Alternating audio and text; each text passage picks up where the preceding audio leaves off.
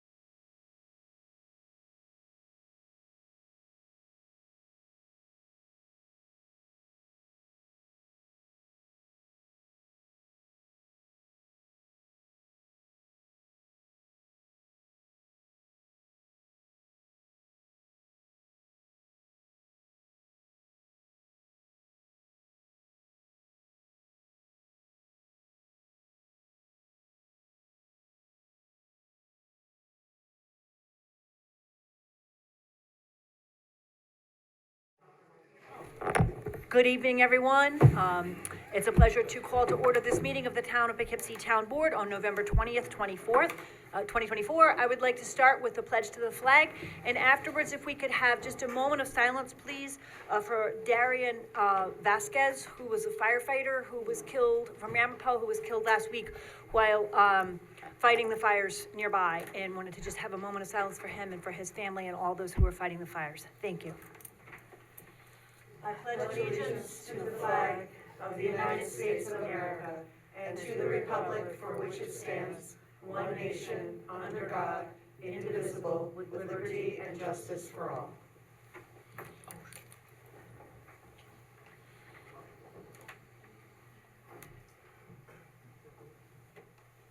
All right, thanks, everyone.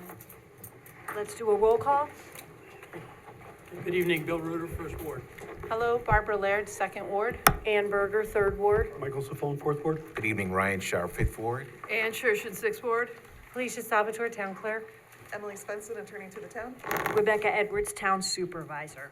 So what we're doing tonight is going straight into 3 public hearings. We do that first before we do anything else, and then I'll review the agenda and we'll move forward to the other items that are on the agenda tonight.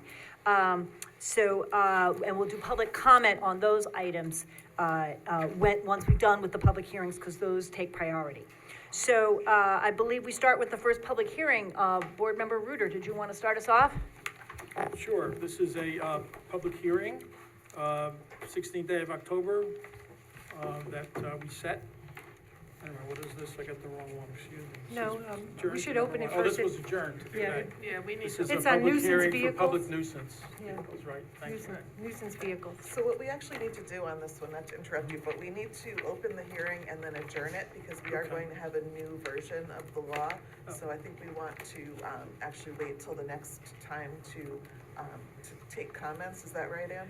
No, actually, we can open it and Oh, take comments, take and then okay, we'll just sorry. adjourn it and do it again. We Okay, won't make a close motion to it. open the Got hearing. it. Anybody here Okay. who's interested or on Zoom. All right, here, a motion to open the hearing. I second that motion. All those in favor? Aye. Any opposed?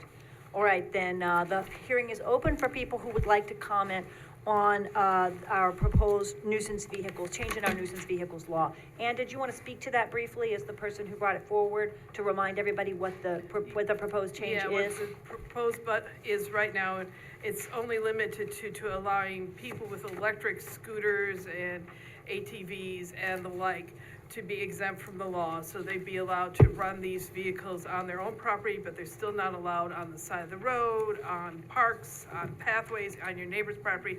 It's just strictly they'd be exempt and allowed to be run on your own personal property. Okay. And also, we're keeping this, for the other vehicles, the gas-powered vehicles, we're keeping that at 700 feet. That's currently in the code. Okay, so the only change is acknowledging that electric scooters and things like that are a lot quieter, that people will have more leeway on their own property, given that if they have a property of the, reasonable size, to operate those. Is there any public comment on that issue in the hearing? Anyone here to speak on that issue? Okay. Will we close the hearing? Seeing none, I think are we moving to adjourn the hearing? Because I think that because we made the change, we need to have more time to consider it again. Is that correct? Yes. All right, so moved. So then I second that we adjourn the hearing till December 4th. December 4th. Okay. All those in favor? Aye. Any opposed? Okay, we're adjourned until December 4th. Okay, then public hearing number 2. This is a public hearing about a local law to establish a hotel and motel occupancy tax. This tax would be at a rate of 3%. The hearing is set for today, 7 p.m. So I move to open the public hearing. Second. All those in favor? Aye. So the public hearing is opened. It will continue on December 4th. But anyone who wants to speak on the proposed hotel motel bed tax, the goal is to ask visitors and tourists in our town to pay a little extra to help us pay the bills for the water, the sewer, the roads and things that we have to pay for. Take just a little bit of that burden off of property tax holders, enable us to have a little revenue from those who are tourists and visitors. Anyone who wants to speak tonight on the hotel motel bed tax, there will be another opportunity December 4th. Is there anybody on Zoom or in the audience that wants to speak on this? And if you're on Zoom and you want to raise your hand, that'll help us recognize you. Okay, seeing none, I move to adjourn the public hearing until December the 4th. Second. All those in favor? Aye. Any opposed? Was there a second? I'm sorry. Bill. Oh, you Bill. didn't hear him. Yep. Thank you. All right, so that public hearing is adjourned until December 4th, okay? Third public hearing. Oh, right, that'd be me. So the third public hearing has to do with amendment to Chapter 168 entitled Short-Term Rentals. So I motion to open the public hearing. Second. All those in favor? Aye. Okay, so the public hearing is opened. We are proposing to give the town board powers to set a lower cap on both hosted and unhosted short-term rentals, with the goal that we want to make sure that as new units of housing emerge in the town, or as units are renovated, that those go to our very urgent long-term housing needs, and we don't have a proliferation and lots of B&Bs. We haven't set a specific number yet, but this gives the town board power to set those lower caps. Anybody who wants to speak on this issue tonight, this will again be continued till December 4th. Anyone here to speak on that issue? Oh, Doreen on Zoom. Doreen, you can. Welcome. You should be able to unmute yourself. Okay, all right, thank you. So, yes, I am in favor of placing limits, and my only concern is that the limits should not apply to short-term, unhosted commercial rentals, because I believe they should not be allowed at all. So, I don't know if that's part of tonight's public hearing or December 4th, but again, I want to say that I don't believe that the commercial unhosted short-term rentals should be allowed at all in residential districts. And I've said before that, you know, there were concerns in a May 18, 2022 memo that Mr. Welty wrote to the then town board, that the committee at the time felt that it was of primary importance to preserve the residential quality of neighborhoods. So I don't believe that if it's not the primary residence of the owner, I don't believe they should be allowed at all.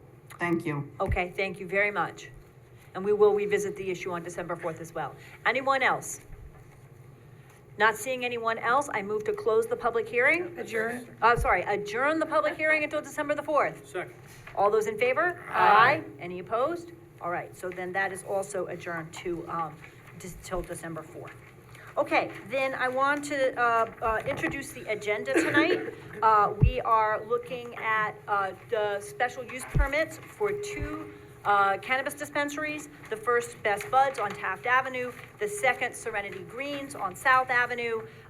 We are voting on authorizing a TASER agreement for police department equipment, and agreement with the county on the beat coverage that they provide to help with behavioral evaluation and assessment, working with the police. We are voting on approving a police department grant that would assist with risk protection orders.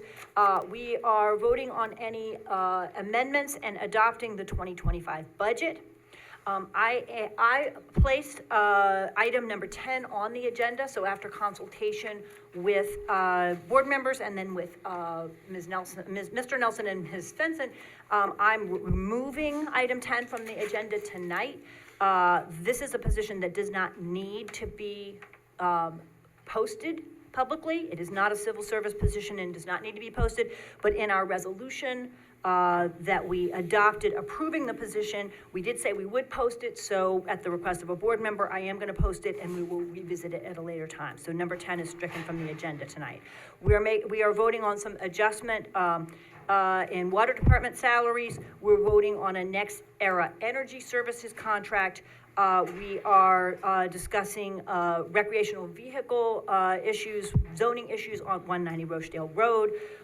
We are looking at settlements in opioid settlements from opioid funds, from suits over opioid manufacture and merchandising.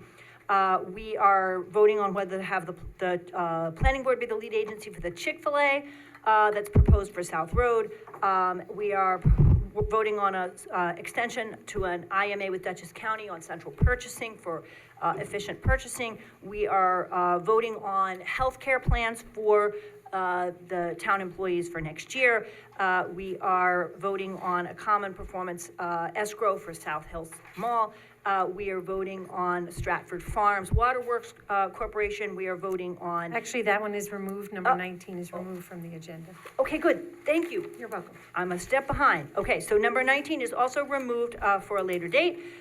We are We're authorizing an agreement with the New York State Pollution Prevention Institute for an in-home recycling food scraps program that the CAC has been working on, and that will get us grant money. And then we have some notifications of a notice of claim. We are appointing an attorney in the Article 78 matter of Arthur May redevelopment. We are voting on a change in the fee schedule for clerk's fees. We are discussing a tax smart committee that has been proposed, and then the town clerk will let us know about events. I just want to say a few things about the budget process before we get started, which is that I want to say thank you to everyone who was involved. I'm really proud of the transparency of the process this fall, which is much different than what has happened in the past in the town. And we've been answering questions up to, and I think till about like 5:30 this afternoon, including some pretty complicated questions about adding 2023 figures for a 3-year comparison and identifying all the contracted services in every department around town, and looking at fund balance and how it has shifted over time. So I want to particularly thank our comptroller, Minal Patel, and also thank Emma Consiglio, our personnel assistant, and everybody who has helped get the budget together. And we'll talk further about the budget when we get to it.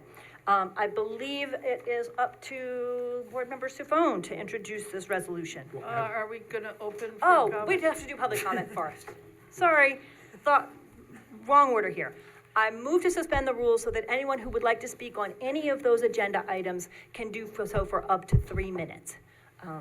Is there a second? Second. All those in favor? Aye. Okay, so then the rules are suspended for anyone who wishes to speak for up to 3 minutes to speak to the board. Come And we're forward, going to do welcome. the people in person first. It will do the people in the room first, and then we'll go to Zoom. Welcome. Thank you, Madam Supervisor, members of the town board. My name is Frank Rettel. I'm the project manager for a company by the name of Video Treats Incorporated, which owns 4-10 Taft Avenue, which is the site which is subject for the Best Buds dispensary application before you for a special use permit. I previously circulated a letter in support of this application. I won't bore you by reading it. I've only got 3 minutes, but I just wanted to give you a couple of highlights that I would like you to take into consideration with your voting this evening. As you know, the state enacted a law approving and legalizing the sale and use of marijuana in New York State. At that time, the state gave each town the opportunity to opt out. They could say, I don't want any dispensaries in my town. Town of Poughkeepsie didn't do that. Town of Poughkeepsie passed a local law enabling dispensaries to be in the town. It was done by a prior town board. Some of you may not have been on that town board when it was passed, but you're bound by it. It's the law of the town. Some comments were made last time concerning traffic, parking, things like that. Those are very good issues, but they're issues for the planning board to work out with us. We have an application with the planning board, and all those issues are properly and more appropriately handled by the planning board. A couple of other items. The proposed site at 4 Taft Avenue, actually 6 Taft Avenue, meets or exceeds all of the buffer requirements and zoning requirements of the town, and also the state, the Office of Cannabis Management, the OCM. That also includes distance from any schools, daycares, or residences. Under the OCM guidelines, anyone entering the cannabis retail has to provide proof that they're at least 21 years or older, and they're also, their ID is checked again before they place any order in the store. There's no consumption allowed in the store, outside the store, or on the premise at all. New York will regulate that. It's not something that we're going to take lightly, and we have cameras outside to monitor that. Each cannabis product sold has to be laboratory tested under the purview of the state of New York. They test everything, they have everything tested independently. They test THC to make sure that they're safe and proper levels. The only time you're going to get high THC levels if you start buying the stuff on the corner through the black market. This is a state-regulated operation and is deemed to be safe for the public. Cannabis dispensaries, as this one, they're going to have more cameras per square foot on the interior and exterior than any bank, pharmacy, casino, or liquor store. It's a very secure location. These dispensaries have their game down. They know what the state's looking for, and that's what they're going to abide by. And I told you the THC levels are controlled and approved by the state. Very similar to the liquor industry with various percentages of alcohol available. We're a little over 3 minutes, so if you can Oh, just. I'm sorry. Lastly, the Arlington Business Improvement District has unanimously approved and support this application. And I thank you for your time, and I hope that you look favorably upon this application and grant this special use permit. Thank I Thank you. you. will submit Thank your you very letter to the much. comments, when I do the summary. Just so you know. What's that? I'm I sorry. will submit your letter to the comments. Okay. Thank you, Felicia. Thank you very much. Okay. In the room, we do have someone on Zoom, but we're doing in the room Well, let's first. do everyone in the room first who wants to speak. Come forward, welcome. Good evening, Madam Chair. Good evening. Good evening, members. My name is Tim Rook. I'm a partner involved with Best Buds. I was here at the last 2 meetings, and I would just, if I could use the 3 minutes to address some points that were brought up. One is that there are 12 dispensaries in the area of Poughkeepsie. So the location on Taft Avenue is not going to be a destination location. If it was the first dispensary to open, similar to Massachusetts, there might be larger lines. The previous use of this location was a tanning spa. The use or the parking space would be 30 minutes or more. The average transaction at this location, 70% of the orders come in online, so it's 6 minutes or less in the facility. If I hate to use this comparison, but it's like takeout food. You come in, you order it. There is absolutely no consumption allowed on site at all. Inside the store, outside the store, there is no loitering allowed. If you violate any of those requirements by the OCM, the risk is that you will lose your license. So we have a personnel person outside. We also have someone monitoring the cameras. As Frank Riddle had mentioned earlier, there are more cameras per square foot in dispensaries than there are in casinos. So you're constantly monitoring, making sure that everybody is following the rules and regulations of the OCM because you don't want to lose your license. No loitering in the parking lot at all in front of our space. No consumption at all. Again, you lose the risk. The risk is you lose your license. 1 second. If we will be applying for a delivery license. Anyone who's granted a license under OCM can apply for delivery. The delivery will also reduce the amount of traffic on that particular facility. THC is tested by the OCM. It's allowed by OCM depending on the different levels or grade that you want. There are strict labeling requirements. There are strict sealing of the packaging that comes in. The THC levels are applied to any dispensary that's open. So you had previously approved one of the dispensaries. We are hoping that we would be the first minority applicant that is approved, and our THC levels would be the same as the previous dispensary that was approved.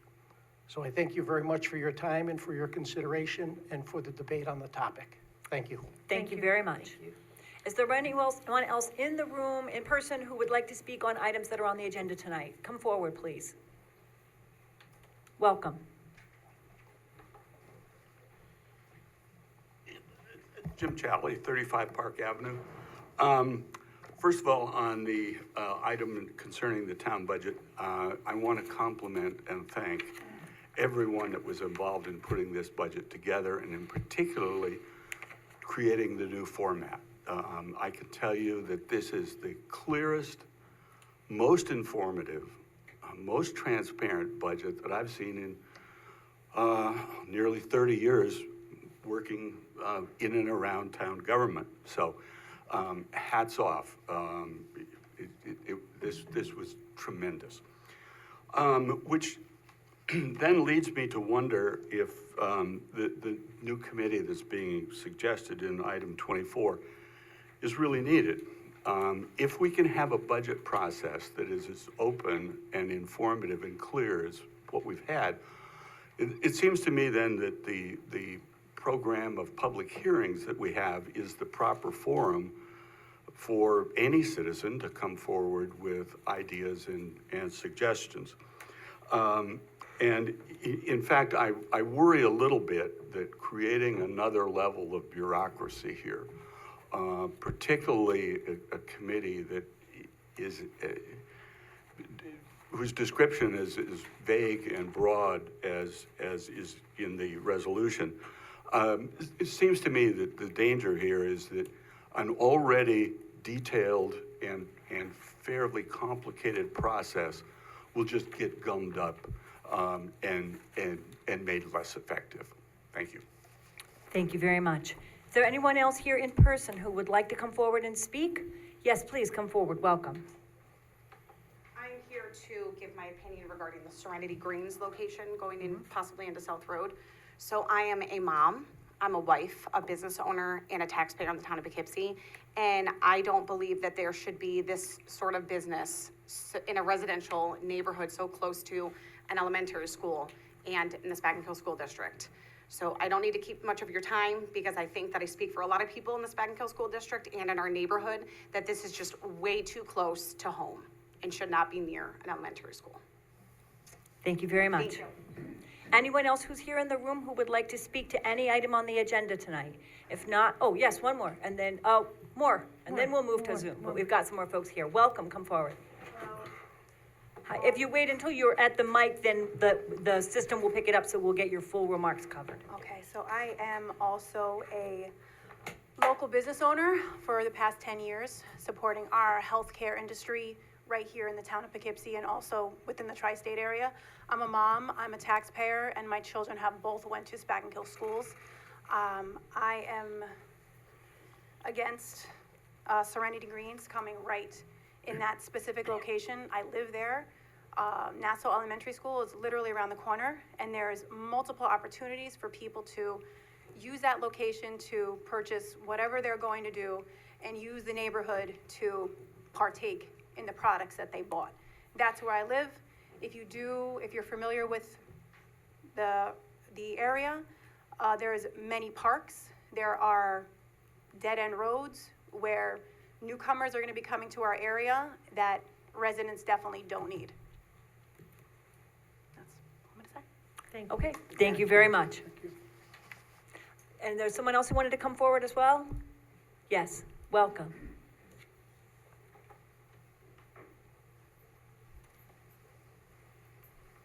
Hi, how are you? Hi, my name is Linda Kronk. I'm here talking about the resolution. It's number 13 on your items.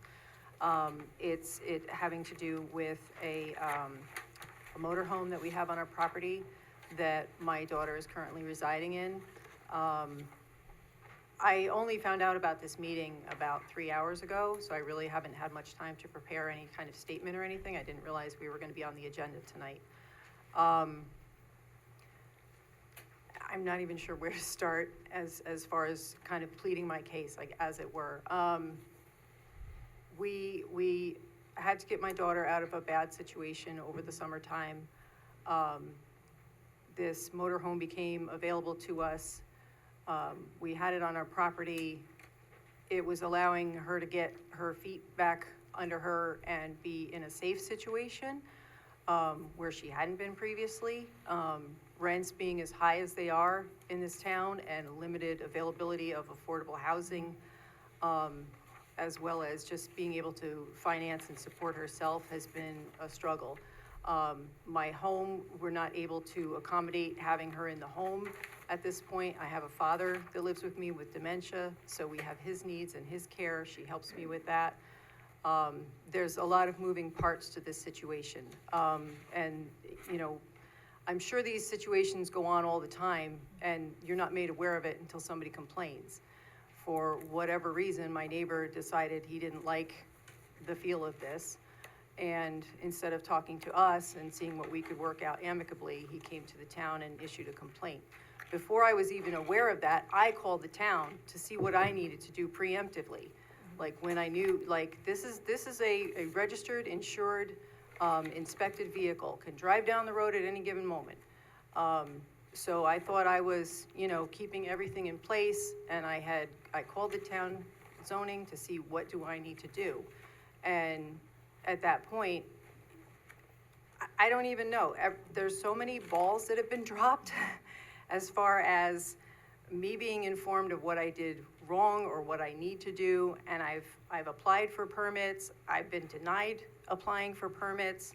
I have a building permit. I have electrical inspection. I've been trying to do everything I can, you know, and this is now saying that she's only going to be allowed to be here until November 30th. That literally only gives her 9 days for us to figure something else out. I don't want to go over my time here. If I am, please let me know. You know, I'd be happy to answer more questions when this comes up at that point in time. Okay. So, all right?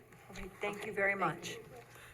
Is there anyone else in the room who would like to speak to items on the agenda tonight? Yes, come forward, welcome.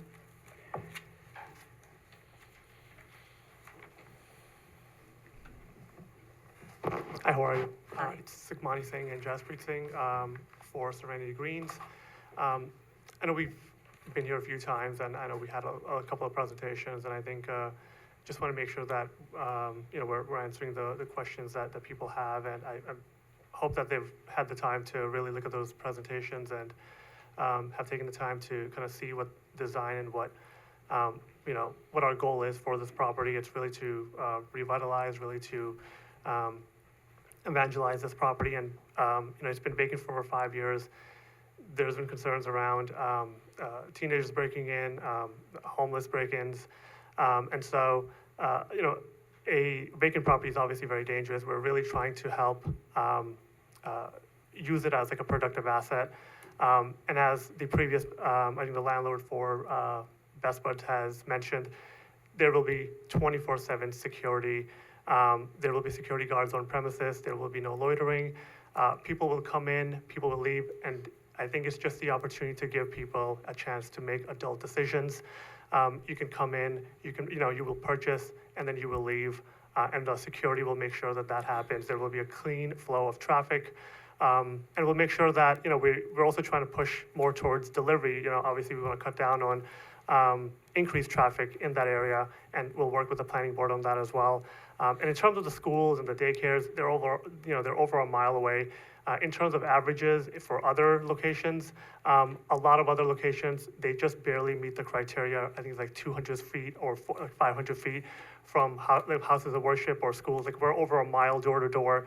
So it really shouldn't be a concern. And we'll make sure that, you know, we have security on premises and no one can even enter if they don't have a valid form of ID, and if they're over the, you know, 21 or over. So we're also, you know, hoping to contribute to the school board, or, you know, just 1% of our revenue to make sure that we're donating back to the town. And this will also increase taxes for the town of Poughkeepsie. I'm sure, you know, the last few times we were here, there was, you know, things about a grant writer. There were also other things around, you know, other budgetary items, and I know property taxes also increase over time, and the redevelopment will increase property values as well. So I just wanted to mention that, and I'll let. Yeah, so we also ended up going around locally behind 2245 South Road, and we ended up getting an additional 20 signatures from locals, as well as 2 letters from businesses, locals, like businesses right by the property that, pretty much local businesses right by our property. But yeah. Okay. So, yep. We did get those, and we can pass those along to be added to the record if we. Added to the, Added to the materials. We got those today. Yes, added to the book, yes. We have additional, we'll give them over to Felicia as well. That'd be But perfect. Appreciate the time. Thank you so much. Thank you guys. Thank you very much. Okay, thank you. Is there anyone else in the room who wanted to speak to any items on the agenda? We got lots of hands online, but let's get everybody in the room first. Yes, please come forward. Welcome.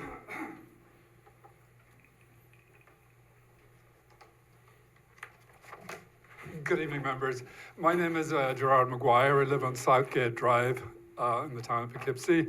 My wife and I are here tonight to voice our opposition to the proposed cannabis store where Umberto's used to be located. We moved here from the Bronx 33 years ago, almost 34 years ago, We moved, the Bronx we were living in a situation where there were drugs being sold in our neighborhood, and we wanted a cleaner, better environment for our children, so we moved to the town of Poughkeepsie. I have a 9-year-old grandson, and just a few years ago, he and I were able to walk down the Southgate Drive to the deli where we would sit down and have ice cream. It was one of the things that he loved to do. If we were to walk there now, we would find that there's a smoke shop and a liquor store where the ice cream used to be sold. Across the street, if this proposal goes through, right across the street from where we used to eat the ice cream will be a cannabis shop. We find that unacceptable. It's our neighborhood. We don't like the idea that surely there must be some other business who would like to locate to that particular spot. It's a good spot, but not for selling cannabis to our children. Within walking distance of my house, there I understand there's a massage parlor of some kind. I don't know what goes on there, but I understand it is there. So this is creeping in consistently into our neighborhood, and we're here to voice our strong opposition to it. And I want you board members to take that in consideration. Thank you. Okay, we'll have further conversation later, but just to clarify, massage parlors are not allowed in the town. Massage therapists who are licensed by the state can do that. But that might come into a larger conversation about a nuisance law that we're attempting to put in place, so. Okay, thank you. All right, thank you very much. I am with him. Okay. I just wanted to add to, I'm very nervous, I just wanted to add to, while they keep talking about their security 24/7, you know, come and go, they would come into our neighborhood, possibly in our yard, and smoke their weed back there. But they're concerned about their security, but not us in the neighborhood, and that's just wrong. Thank you very much for your comments. Is there anyone else here in the room who would like to speak to items on the agenda today? Okay, then we go to lots of hands online. I believe Nav is the first. If you can unmute, welcome. Hi, can you hear me? Yes, we can. Hey, good evening. My name is Nav. I reside right back there on Anthony Drive. I'm speaking for proposed Serenity Greens location on 2245 South Road. You know, I've seen this property for years and grew up seeing it. I know some residents in this area may have an issue, but I believe it's completely unfounded.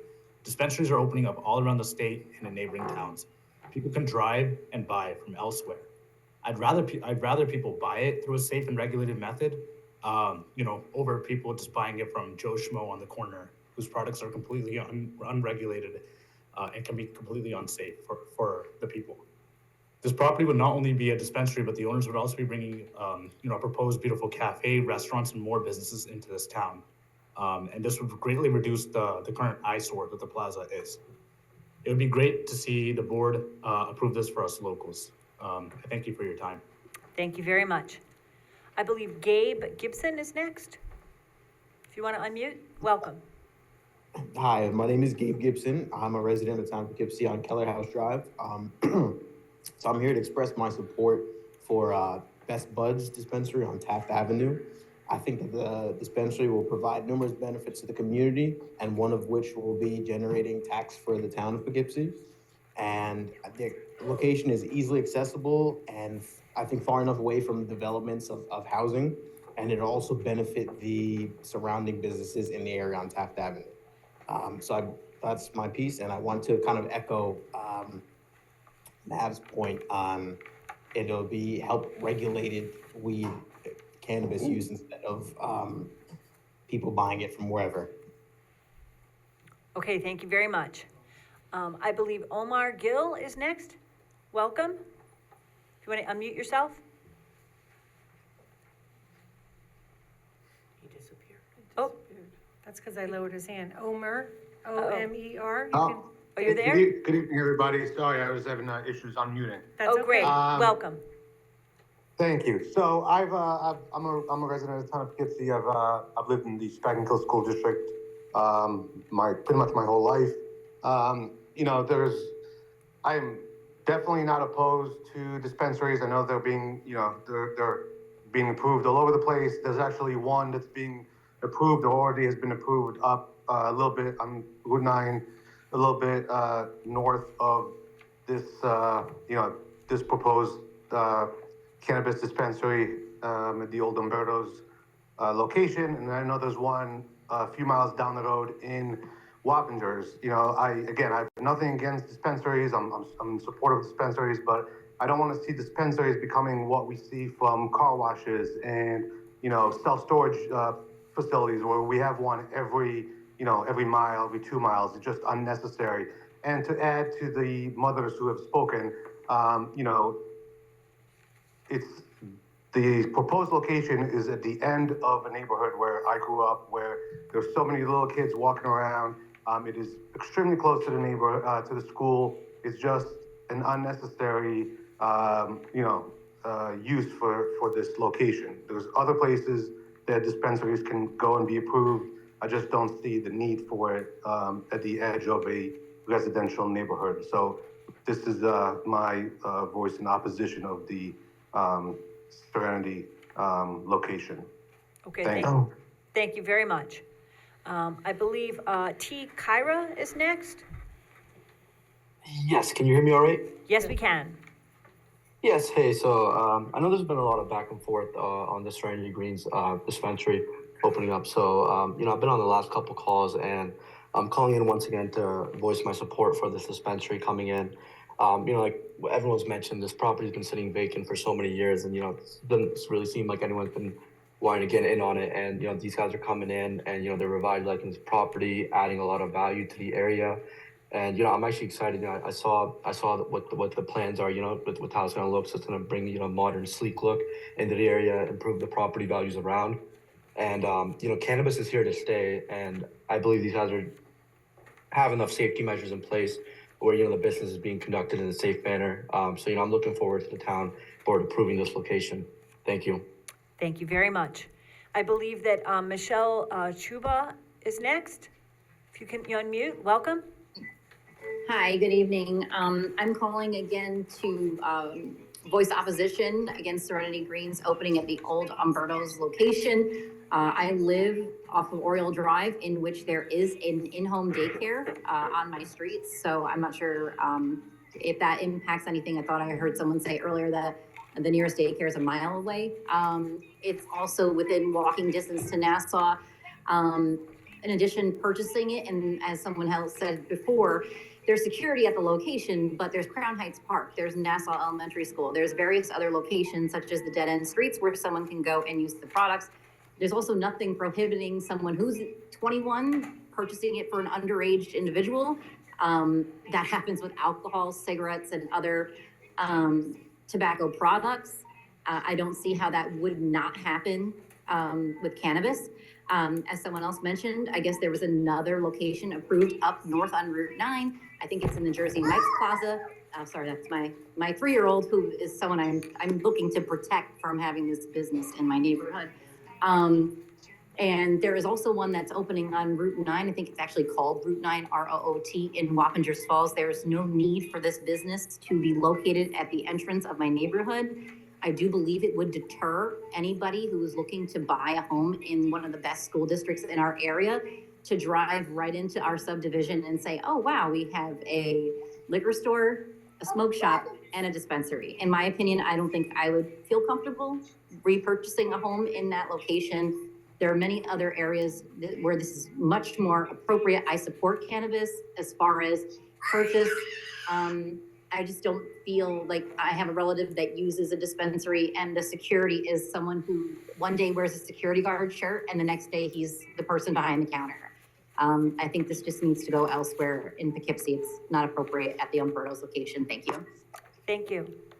I believe Jesse is next. If you can unmute, welcome.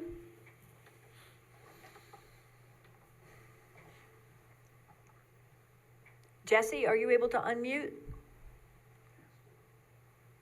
I think she went away because I didn't. Oh, yeah, there we go.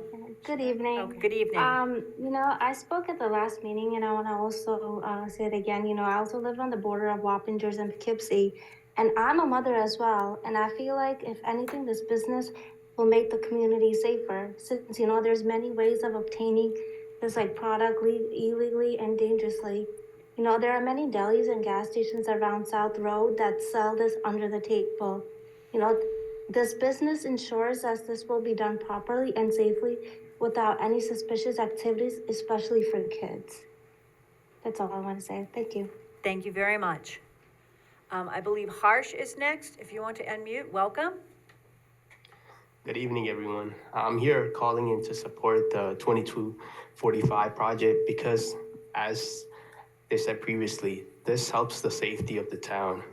Also, since this site is redeveloped, it will add more value to all of the surrounding properties and businesses. I hope the board votes yes, and thank you for your time. Thank you very much. I believe that Melika is next. Do I have that Might right? be Melissa. Melissa. Melissa, that's an S, sorry. It's okay. Welcome. Hi, good evening all. So I live in the Beechwood South Apartments, and I do want the dispensary to come to our town. Like everyone else said, there are like delis and corner stores and shops that are selling it under the counter. And it's already coming. Like these dispensaries are already coming all over New York. I feel like it's time to give people the option to make their own adult decisions. I can't see this being any worse than alcohol, beer, or even like tobacco. So I just wanted to say that I fully support this and I hope that the board approves of it. Thank you so much. Thank you very much. I believe Gloria is next. If you could unmute, welcome. Hi, good evening. I am totally against Serenity Greens. Just because you have security in these shops and outside cameras, are you going to follow the people that are walking around the neighborhood? How about the park that's there? The park goes way back. You don't have any control over that. Are the police going to monitor the parks? Are they going to monitor the neighborhoods? You don't know what they're doing. You don't know what they do once they leave your secure spot. I am totally against it. It's a residential neighborhood, and this does not need to be there. I do believe that Stewart's wanted to have that place, but the town turned them down. So there are other options if the town would open the options to other people that are looking to go in there. Thank you.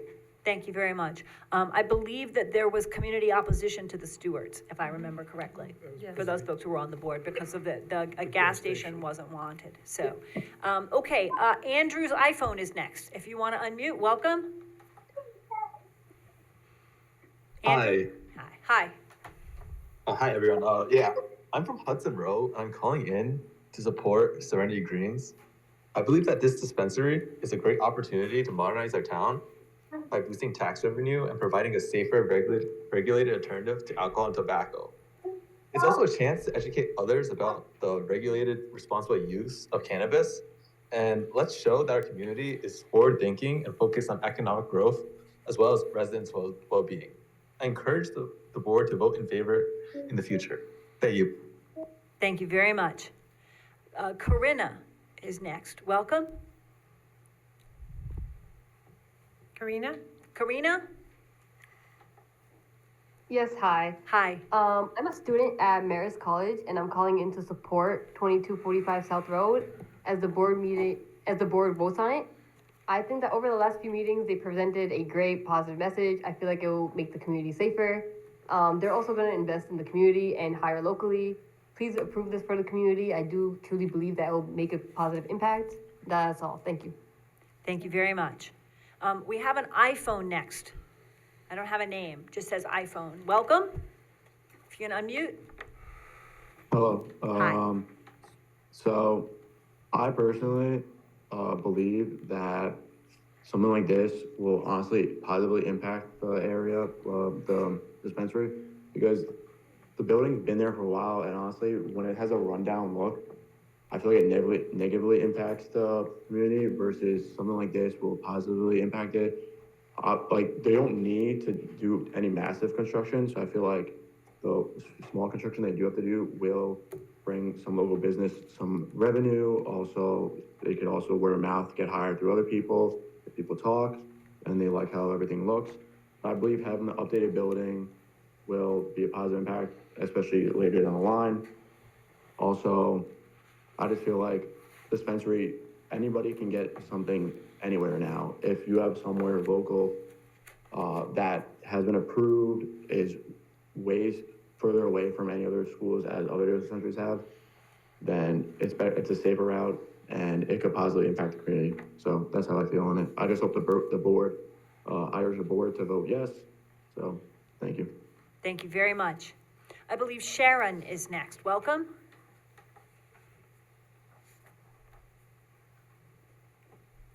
Hi, my name is Sharon, and I'm calling in once again as a physician. So in support of the cannabis, because I do believe that cannabis provides safe and effective treatment for many of our patients. So opening up the Serenity Greens in our area represents a significant opportunity to enhance patient care, particularly for those suffering from chronic pain, anxiety, other debilitating conditions, like I mentioned last meeting. So by offering access to regulated cannabis products, we should be helping patients manage their symptoms more effectively, potentially reduce their reliance on opioids and other medications, which has been the crisis of the past few years as well. Moreover, a local dispensary is going to serve as an educational hub, like I mentioned last time as well, providing patients with crucial information about safe usage, appropriate dosage, and potential side effects. So here I am again requesting the board to approve the 2245 South Road location for the cannabis dispensary. Thank you. Thank you very much. I saw a note from Lily. Lily, I do see your hand raised and you are in the queue, so we'll get to you in just a minute, okay? Anjali is next. Welcome. Hi, my name is Anjali, a nurse in the local area. I dialed in last time for the public hearing for 2245 South Road. I want to express my support for them. They've already explained everything in previous meetings and shown rendering. I think some great outcomes will come out of this, and this also helps the town and residents, as there should be more competition and helps elevate pressure from one site. And for those who are more concerned about using cannabis in their neighborhoods, it can easily be purchased just like alcohol and brought over to your neighborhood either way. So unless they plan on banning all cannabis dispensaries as well as liquor shops in Poughkeepsie, then I don't see why this is a problem. Let's continue to vote yes, and thank you very much. Thank you very much. Holly is next. Welcome. Hi, good evening. My name is Holly. I live near Hudson Row. I'm calling in support of Serenity Greens. People still have outdated opinions on cannabis. We should be educating young folks on cannabis and its product, just like we do with alcohol and tobacco. 2245 South Road is a great location and it definitely needs some work. So I hope that the board approves this special use permit today. Thank you. Thank you very much. I believe Jason is next. Your hand is up. Welcome. Hi, can you hear me? Yes, we can. Wonderful. So I came in person at the last time to speak out against the South Road project by the Nassau School.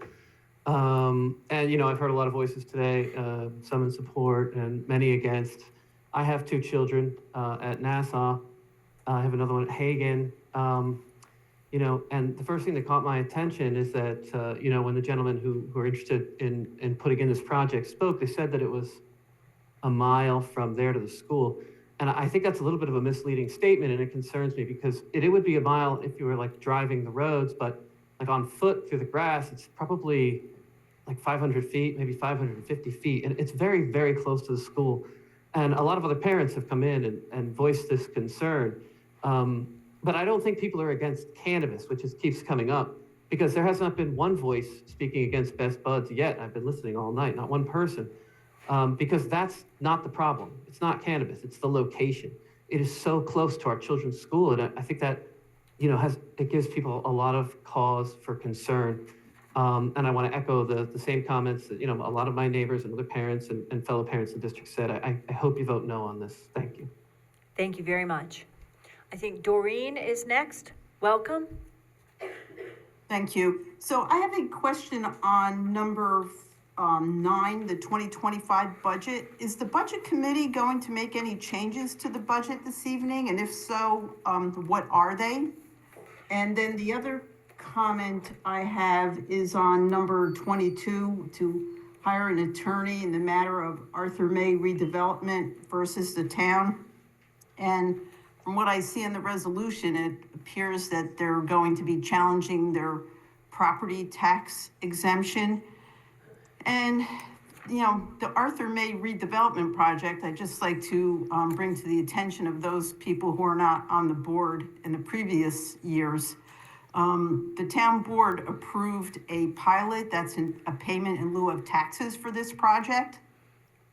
And the Dutchess County Industrial Development Agency, the Dutchess County IDA, they granted $16 million in sales tax, mortgage tax, and property tax exemptions to this project. And that was for only 12 jobs that were estimated to be created. So just wanted to fill the board in on some of these details. And one of the other thing I wanted to say is that the IDA often justifies giving out these tax exemptions by touting the tax revenues that the projects are going to bring in. But then the applicants often afterwards challenge the assessed value of the property, and then they ask for a reduction in the value. And when that happens, then the projected tax revenues that are touted by the IDA are lower than stated, and then that leaves the remaining tax base to subsidize the developer's profits. So again, I'm not sure exactly what's involved in this, but I wanted to bring the board up to date and to remind them that every time you approve one of these pilots, basically the tax base is subsidizing the project. And again, $16 million in exemptions with only 12 jobs estimated to be created. Thank you. Thank you. Just as two items, just two quick responses. I believe that proposed changes from the Budget Committee are attached to the resolution number 9 tonight, and we can review those when we get to that. And I believe that the Article 78 concerns assessment value at the Arlington. So the next is Prince. Welcome if you want to unmute and speak.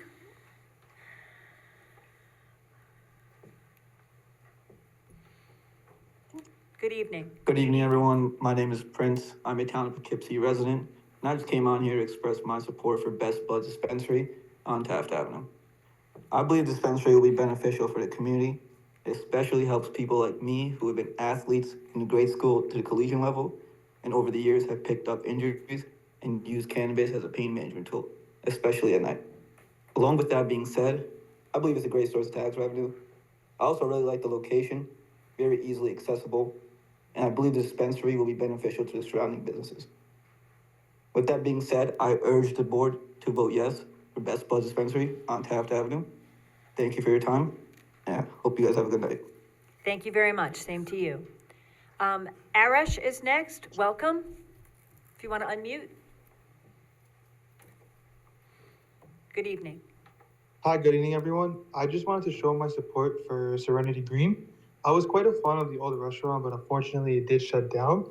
I believe that this project will allow this site to be developed and updated. I feel like it's only like a positive jump for the community. There have been many others in my area that support this too. So I would like this project to go through. I hope the board also encourages a yes on it. Thank you for your time. Thank you very much. I believe T.E.J. Karen is next. Welcome. Hi, yes.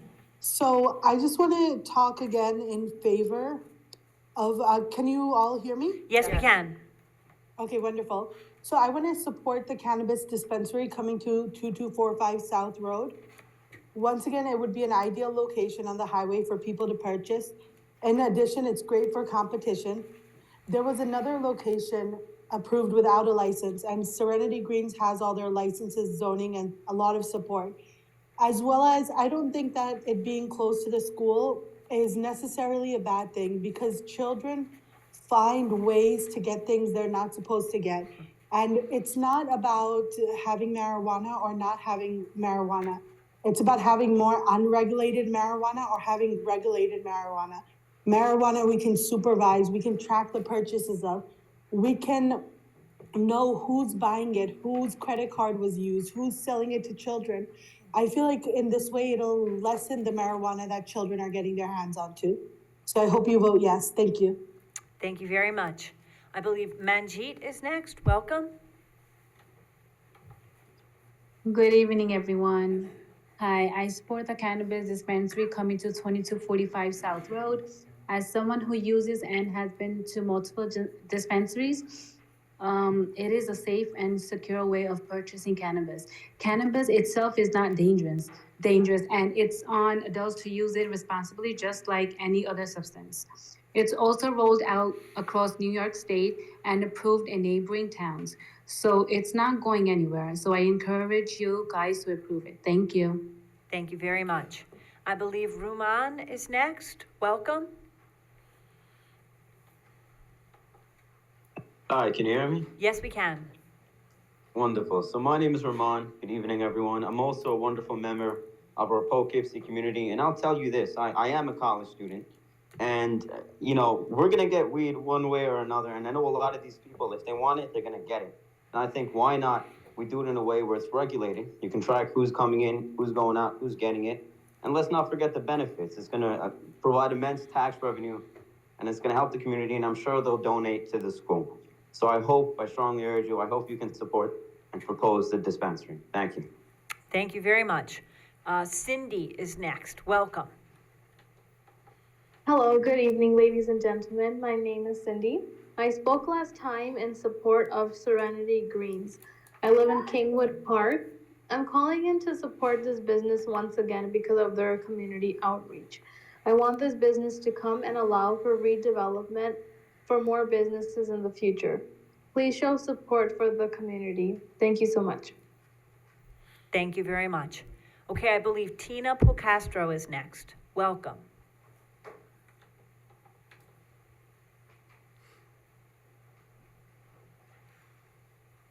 Hi, good evening. Good evening. I have a question. Are these dispensaries supposed to be in independent buildings? They can share a building with other businesses. That's allowed. So it is allowed. So they can be in, they can be in a building that has other, that has a cafe or, other retail in the same building. They don't have to be freestanding. So this Best Buds will be, as he mentioned, where the old tanning salon was, and Domino's Pizza and K&D Deli. Do I have the right location? Yes, that's correct. Okay. It's only 3 minutes from Arthur May School and 0.7 miles from school, which I think is dangerously close.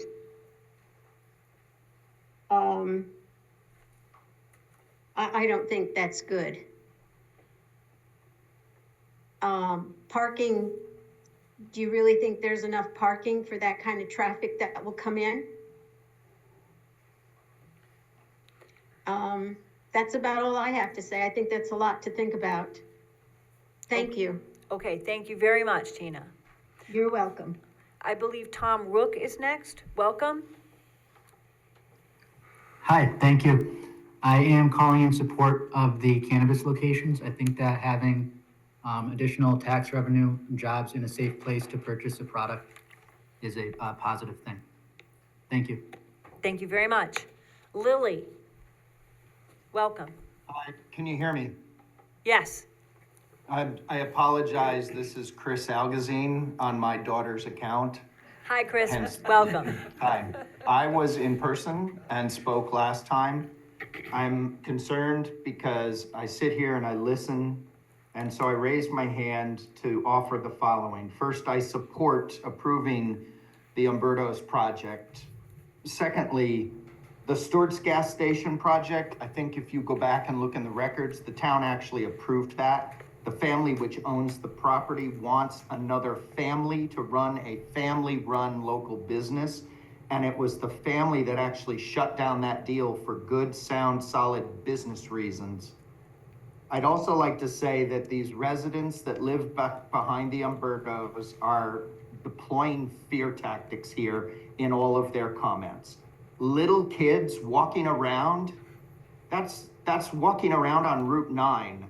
Children being corrupted, and then they can just walk through the grass from the school to get there. It's not grass. It's a wooded industrial complex and a parking lot, and dangerously close to schools. The people that purchase high quality cannabis from dispensaries are spending the type of money that they then want to enjoy that product in the comfort of their own homes. They're not jonesing for a fix, and they're not going to the closest park or school playground to light up. That is not how you enjoy really expensive cannabis or use it for medicinal purposes. Parents need to do their jobs and stop fear-mongering. They need to quit this nonsense about it's bad because it's close to a school. The state has approved the location. That means the state has no problem with it being in proximity to a school. The Umberto's project should be approved for a lot of reasons. I hope the town uses some logic in their voting tonight. It should not be disapproved because of fear-mongering. Thank you for your time. Thank you very much. I believe that the last hand right now is for SK. If you're online, welcome. Hi. So I don't know Lily's name, but if he was familiar with the area, he'd know that Neptune Road does go right down to Nassau Elementary School, and you're not walking through the woods or anything else. It backs up to Nassau Elementary School, so it's very close to the school. It's a 21-minute walk, and if you're Okay, excuse me, we're just doing, hold on, everybody, hold on. Lily, I'm speaking. I'm sorry, each person gets 3 minutes of their own without interruption, so we're gonna let SK keep speaking, okay? Thank you very much. I realize that on Zoom that there's a lively set of messages going back and forth, but that's not for the board. We're just 3 minutes each, okay? Thank you. So anyway, the location, the front is on Route 9, the back is borders the neighborhood. I don't think it's an appropriate use for that location. I think it is right down the street from a daycare. It's right down the street from the elementary school. The school buses go past there every day. All the kids that go to Nassau.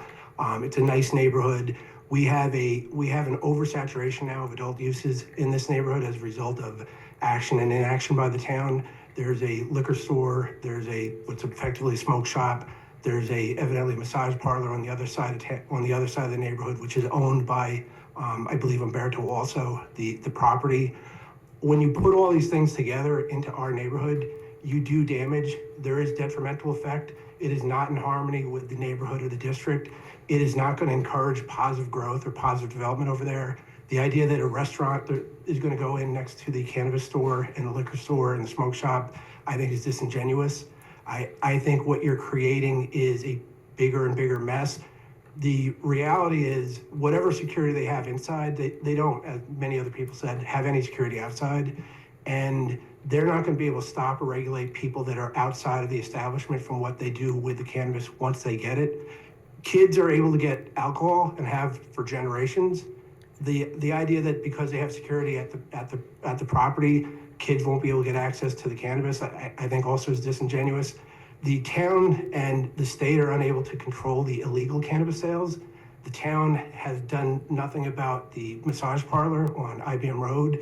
And so the idea that it'll be okay, New York State approved it, so it's fine, I think does not make sense. I think it doesn't, I don't think it adds up.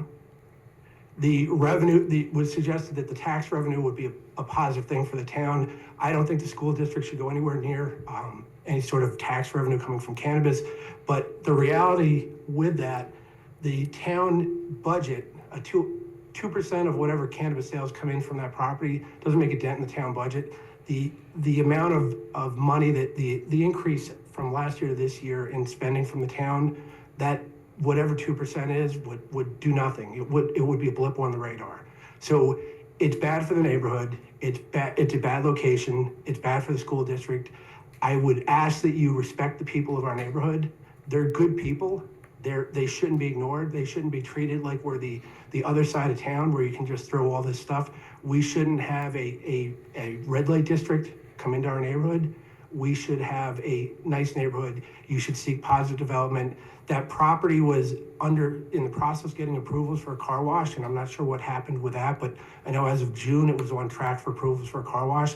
So the suggestion that if this doesn't go in, nothing will go in. I don't think is correct.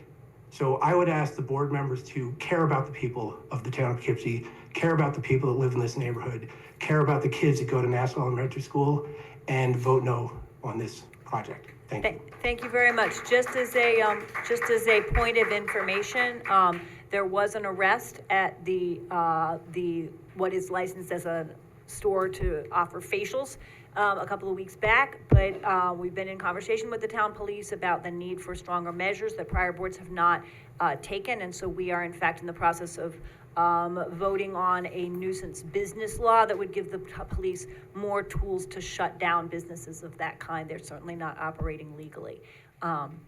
It's been an ongoing issue, I believe, at prior moments and seems to be popping up again. So just to separate that issue completely. I believe that Eitzah is next. Welcome. Thanks very much. Hi. Hello, yes.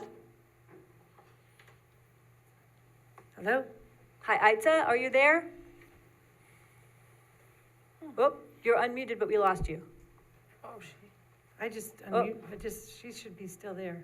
She looks like she's unmuted. Eitzah, you can speak. Aitza? Eitzah? Looks like she's unmuted on my Good screen. evening. Yes. I just want.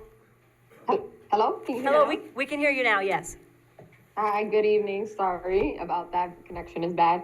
I just wanted to advocate for the Best Buds on Taft. As a resident and taxpayer, and also mother to a teenager, I could understand people's concerns about it being close to children, but at least this will minimize, I think, because you have to get ID'd.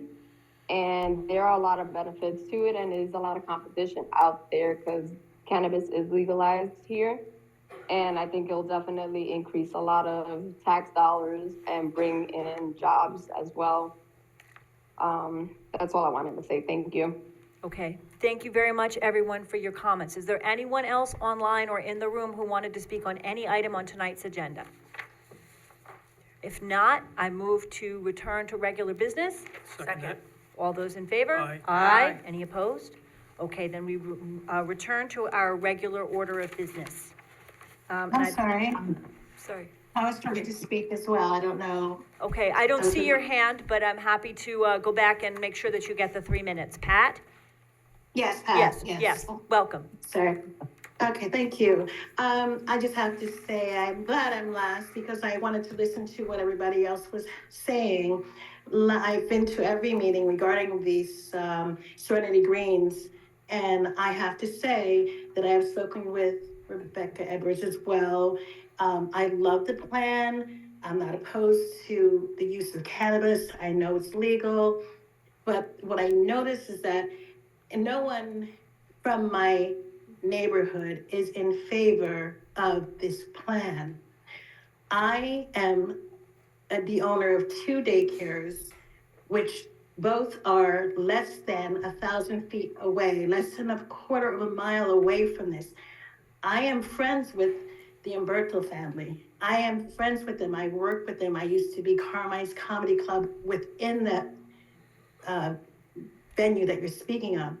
I'm torn because although I'd rather not have the eyesore I look at every day, I would like to have something go in there. But unfortunately, I love my community. I've been here since 1967, and my children have grown up here. And my grandkids are currently going to Nassau School, going to the schools here. And they enjoy the parks.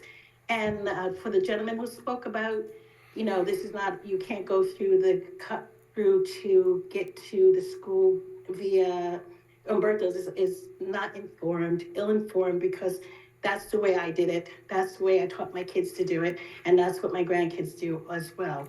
And a lot of children do that as well. I'm afraid that, although, the plan, like I said, is good, the place looks great and all of that, I cannot give my okay for this. The tax revenue for the town I love that idea that it's going to help, but my property values, I am very, very concerned about. It is a bus stop. This has always been a bus stop. And people come in on the hour, every hour, and then you wait another hour across the street at the Ford dealership to go back to Poughkeepsie. I am concerned about that because you have an hour to wait to go back. And what are you going to do but come past my daycares? Maybe go to the park. I am afraid. This is my neighborhood, and I love my neighborhood. I agree with the security that you guys have, but what security do I have for people who are just smoking whatever they purchased on my street in front of my daycare? Or, I'm just very, very nervous about this, and I'm sure that I'm not the only one who feels this way. I love my neighborhood, and I really, really am opposed to Serenity Greens coming in here, but Ma'am, we're past the 3 minutes mark, if you could finish. Thank you very much for listening. Thank you very much. Okay. All right. I think we go back to, item number 4 on the agenda. Special order business. We did that Did you have to already. return again? I think that the first thing, we first need to put the resolution on the table. We have to go back to regular session. We already. Okay, we can do that again. did. I move that we return to regular session. Second. All those in favor? Aye. Any opposed? All right, return to regular session, and then we need to get resolution number 4 on the table. At some point, I'd just like to speak about the standards for special use permits, but it can be now or when you're ready. You can do it now. We want to do that now before we address 4 and 5? Okay. Sure. So, yeah, I just wanted to make sure it's clear to everyone how, what the town board's role is here. So the town board, last year, adopted a law allowing cannabis dispensaries in certain zoning districts. And there are standards for where they're allowed to be located. Again, there's also the state laws. So if one is proposed in one of those zoning districts, it needs to come to the town board for a special use permit. In this role, the town board is more like a planning board where they don't have full discretion to decide whatever they want. They have to decide based on the standards that are in the zoning code. So it's not just, what people want, it's whether the application meets the standards in the zoning code. So the special permit standards include things like noise, water, traffic, parking, character and appearance, size and scale. There's a list. So if the town board were to vote to deny it, would have to be based on those standards and some reason specific to the location that it doesn't meet the standards. So just wanted to clarify that a decision on a special use permit is a little different than other votes that the town board takes. Could you say just a little bit more about those criteria? Noise, Let me go water down the list. usage, traffic? It would be helpful just to know what the specifics are. Yeah. So everyone's clear. Let's see. Noise, discharge of water, traffic access, parking, circulation, landscaping and screening, character and appearance, historic and natural resources, sewage treatment and water supply, size and scale, and whether the buildings would hinder or discourage appropriate development and use in adjacent land and buildings. So there's the list I think I sent to the board. And again, this will go to the planning board for site plan review, either of these projects, just like there was previously a cannabis dispensary approved that went through the planning board and got a special use permit from the town board. So that's the way that process works. So it's a dual process. There's a Exactly. SUP, special use permit from the town board, then there's the full planning board processes to parking and all the other specifics of the site plan. Okay. Just All a right, good. question for Yeah. council on that. Subsection M, considering public health and general welfare, is that in?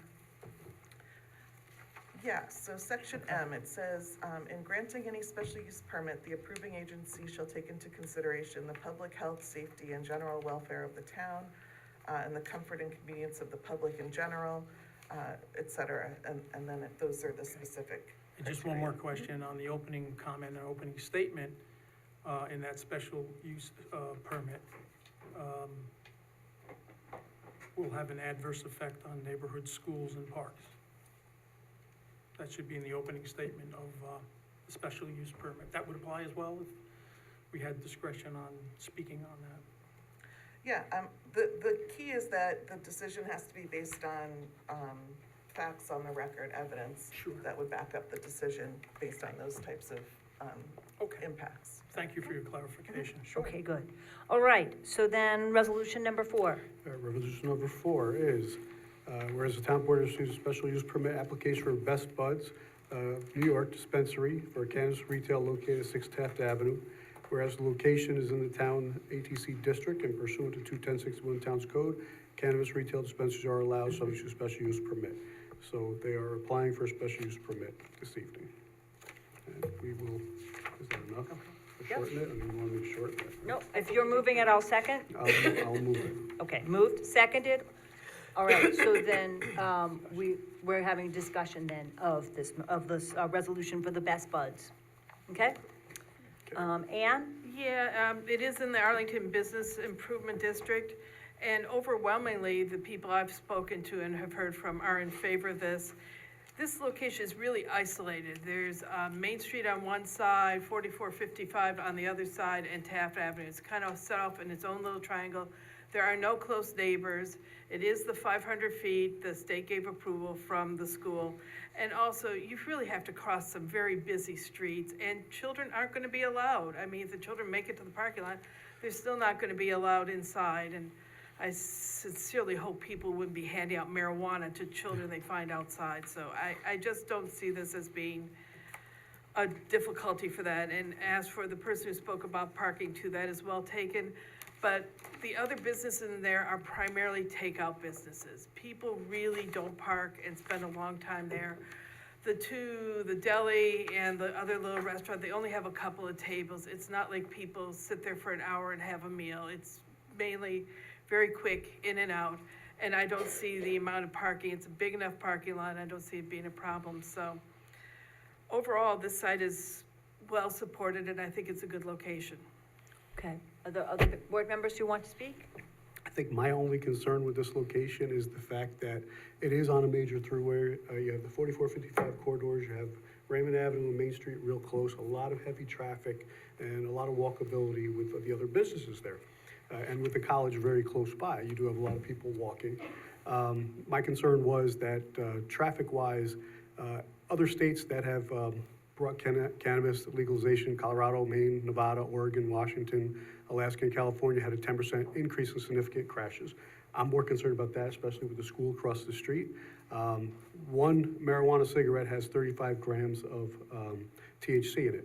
One gummy has 100 milligrams of THC in it.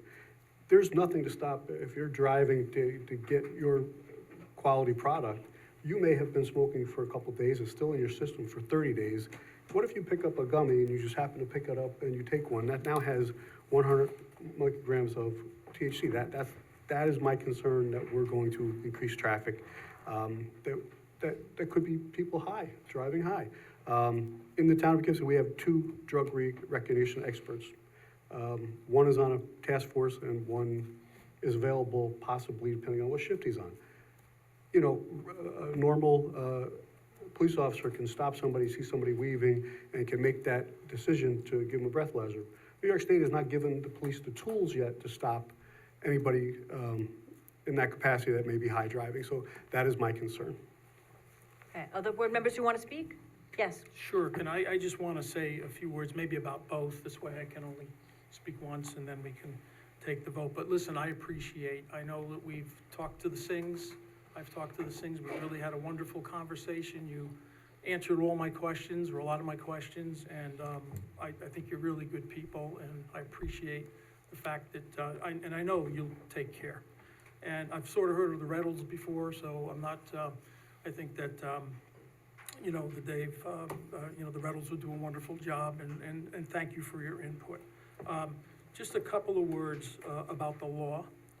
I understand New York State had the law, but I question if they had the neighborhoods in mind, because the first thing they did is offered it to 500 felons, okay, with, the licensing. So that says to me that they're not really concerned about the neighbors, okay? This is a Schedule I drug. So it's important to realize that the FDA does not recognize it. There are some reasons for that. I know Councilman Safone pointed that out about the THC content. Specific to the permit, and specific to public health, you know, I want to get some evidence in here, Counselor, so I did some research, and CNN Health, as an example, September 2023, they indicated that a 10-year study across the United States, since this was legalized, 475% increase in related car accidents caused by legalized cannabis. Same period, alcohol-related accidents grew 9.4%. I don't know if I really believe CNN, so I did a little further checking. University of Illinois, Chicago, study completed 5 of 23 are published. Same thing, a lot less numbers. Colorado plus 16%, Oregon plus 22, Alaska plus 20. This is related to legalized marijuana dispensaries. Lastly, Charles Farmer, PhD, from the Journal of Studies of Alcohol and Drugs.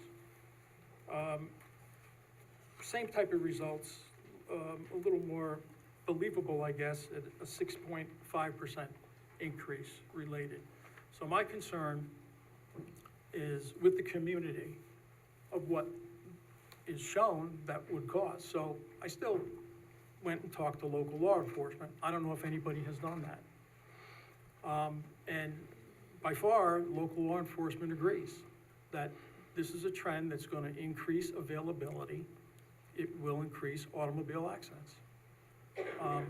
And so I encourage you to speak with your local police professionals on that. So yeah, that's my thoughts. Other than the evidence side of it, it will enhance availability, enhance use. This is a dangerous THC content here. This is a Schedule I drug. The tax revenue, I want to make a comment about that. So what the studies do show is that the cannabis revenues will go up, but the alcohol revenues will come down. And there's a saturation component of it too, which I believe will happen. The other thing is that, for those of you who don't know, tomorrow night, there's, in the old Deal of Al factory, or location, there's a cannabis factory being proposed or being considered. And just overall, that's not the image that I would think, that I imagine for the town of Poughkeepsie. So thank you. Yeah, If I could just add a few comments as well, did you want to say something? I just wanted to get a turn One quick thing is, I'm sorry, cannabis is here to stay. We've got a dispensary that's almost ready to be opened up in Wappinger Falls.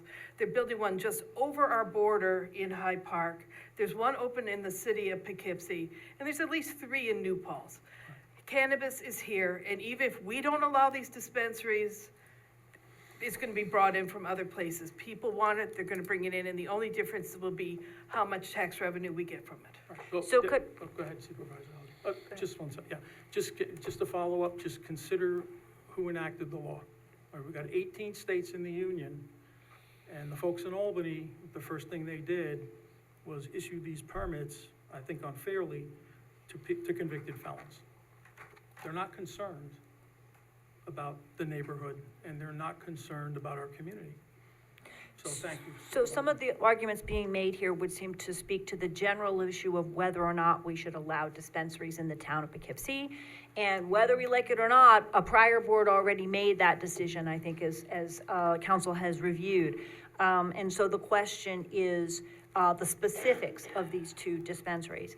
I would agree that one of the challenges here is that we have not yet seen a legal dispensary in the town of Poughkeepsie. We don't have one yet. What we have is something of a gap because the state legalized cannabis, and we know that we do have unregulated cannabis products being sold under the counter at gas stations and in unregulated as on the street in ways that are not safe. I am approaching age 60. I don't think I've ever lived in a place where people couldn't get weed if they wanted to find a way to get it, but it's always been unregulated. It contributes in a lot of negative ways to underground criminal activity, and it's not safe. So we are taking a two-pronged approach, in my view, which is approving, I hope, legal regulated dispensaries with the security that's required, and at the same time passing a more stringent nuisance business law to enable us to shutter businesses if they repeatedly are violating the rules and selling illegal cannabis, because we don't want smoke shops that are offering unlicensed, unregulated cannabis under the table. We want to shut those down, but while providing legal, regulated, safe cannabis for the folks who would like to buy it. So that's the view as I see it. The fact that anyone who gets a dispensary license can also apply for a delivery license, and that many people are planning to do so, also makes the issue to me more diffuse. If in fact cannabis, I think cannabis is already here and has been certainly since Massachusetts and other nearby states legalized, and then New York now as well. Delivery means that, there's going to be delivery points at many places in the town. So I think that that debate over whether or not to allow cannabis in the town is one that a prior board already had. And I can't see reasons to oppose the Best Buds special use permit in the site and under the conditions that were proposed and presented to us. Is there anybody else, other board members who haven't spoken yet, who would like to say anything on the Best Buds SUP? Are we ready to move to a vote? Can I call for a roll call vote? Yes, you can. If we're ready to vote, maybe Bill begin? Reuter? Nay. Aye. Aye. Aye. Nay. Aye. Aye. Okay, I believe that's a vote of 4 to 5 to 2. Sorry, not counting well tonight. A yes vote of 5 to 2. Okay? All right, resolution number 5. Whereas the town board received a special use permit application from Serenity Green LLC dispensary for a cannabis retail dispensary located at 2245 South Road in the town of Poughkeepsie. The proposed location is in the Highway Business District, and pursuant to section 21061 of the town zoning code, cannabis retail dispensaries are allowed subject to a special use permit from the town board and site plan review from the planning board in the BH district. Whereas this application is a type 2 action, the town board held a duly noticed public hearing on the 6th day of November, during which all who wished to speak were heard, and said hearing was thereafter closed. Be it further resolved that the legal notice of public hearing was posted on October 18th and published in the Poughkeepsie Journal. And the resolution today is that the town board grants the requested special use permit to Serenity Green LLC, and that the special use permit is further conditioned on the permittee obtaining and maintaining all required state and local licenses and or permits. So moved. Second. Okay, discussion.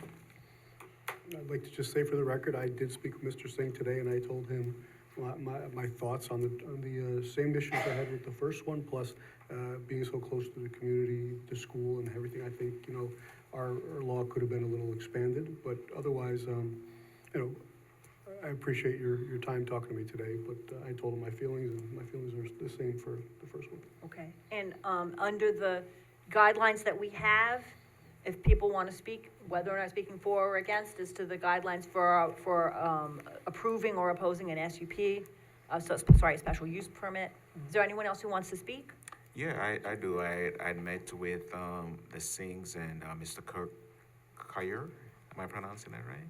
Yes, and asked the tough questions, and they did the work, and they were not dismissive, and I saw a level of engagement from a lot of young people.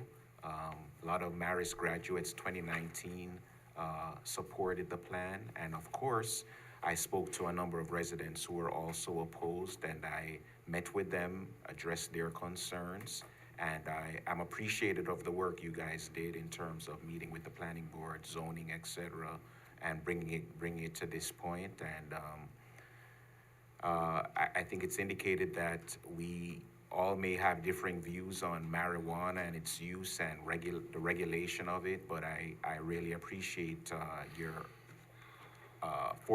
being forthcoming, and I am hoping that however the vote goes, that whatever happens, people will not be impacted by the unregulated use of marijuana in our communities. Go ahead. I wanted to say that based on our last meeting, when we said we might do a field trip to a retail regulated cannabis place, I took it upon myself to go to the Curaleaf cannabis site in Newburgh. That was very funny. I took off my school ID as I walked through the door, and I met with, I just wanted to take a tour. So I met with the manager of Curaleaf. They had a very small space, and it seemed to work for them, only 15 parking spaces, and I think that the site on 2245 South Road will have many more than 15 parking spaces. That was kind of tight for them, but he said, we have it down to a system. And when I was there, it was like Fort Knox. You could not get through the foyer until you produced ID, and no one let you in. And I said, well, I'd like to go see the site. No, you may sit right there in that chair until we are ready for you. The people came in, they showed their license, and they had a special company ID, a Curaleaf ID. 3 older people, older than myself, were there for medicinal cannabis. And the comments that it was like, I got this shot in my hip. I feel really good now. This is better than the shot I got in my hip. So they were just talking about how good it made them feel. Anyway, I was there to just assess the place, and it was tight as a drum. There is no cannabis out on the floor. And then you go to a kiosk and you type in what you want. There's 2 people on the floor who help you decide what you would like to try. Everything is graded on the percentage of THC, and it has a little rainbow, it's sort of like a scale, and it says if it's a calming effect or an exciting effect of the drug or the cannabis. Anyway, you put your order in, a little strip prints out, you bring that strip to the desk, they go in a locked facility, they take out your maximum of 3 ounces, that's all you get. I don't know what 3 ounces looks like, but it doesn't sound like much. It comes in a little paper bag. They hand it to you, you walk out the door. It's like 5 minutes. You come in, and most people, younger than myself, will be pre-ordering it because my friends at work pre-order everything. They pre-order Dunkin' Donuts, they pre-order McDonald's, they grab Chipotle. They do not walk in and, like the 3 older people, having a little info session, they just walk in and walk out. And the people there were not sketchy. They were people like everybody here. They walked in, they got their product, they left. And I was happy that the manager showed me around. He actually offered to come speak to us, but I said there was no need. And they've been open for 7 years as a medicinal facility. And then when it went legal for recreational, they opened with both. And they have special parking for medical patients, so they don't have to walk as far to the door. So I just wanted to report on that I did my due diligence. I visited the site. I didn't have a problem with it, but in the first place, but I said, well, maybe it's something sketchy going on. But there is no cannabis dispensary in the Barnes & Noble parking lot, correct? But almost every time I stand at that light in my car and wait to turn out onto Route 9, I am gassed with somebody smoking marijuana in their car. And there's no dispensary there. So, I just wanted to say that I, support it, but I did my due diligence. Board Member Reuter? I'm just gonna make one brief comment, Bill. Yeah. Because I bet I'll be briefer than you.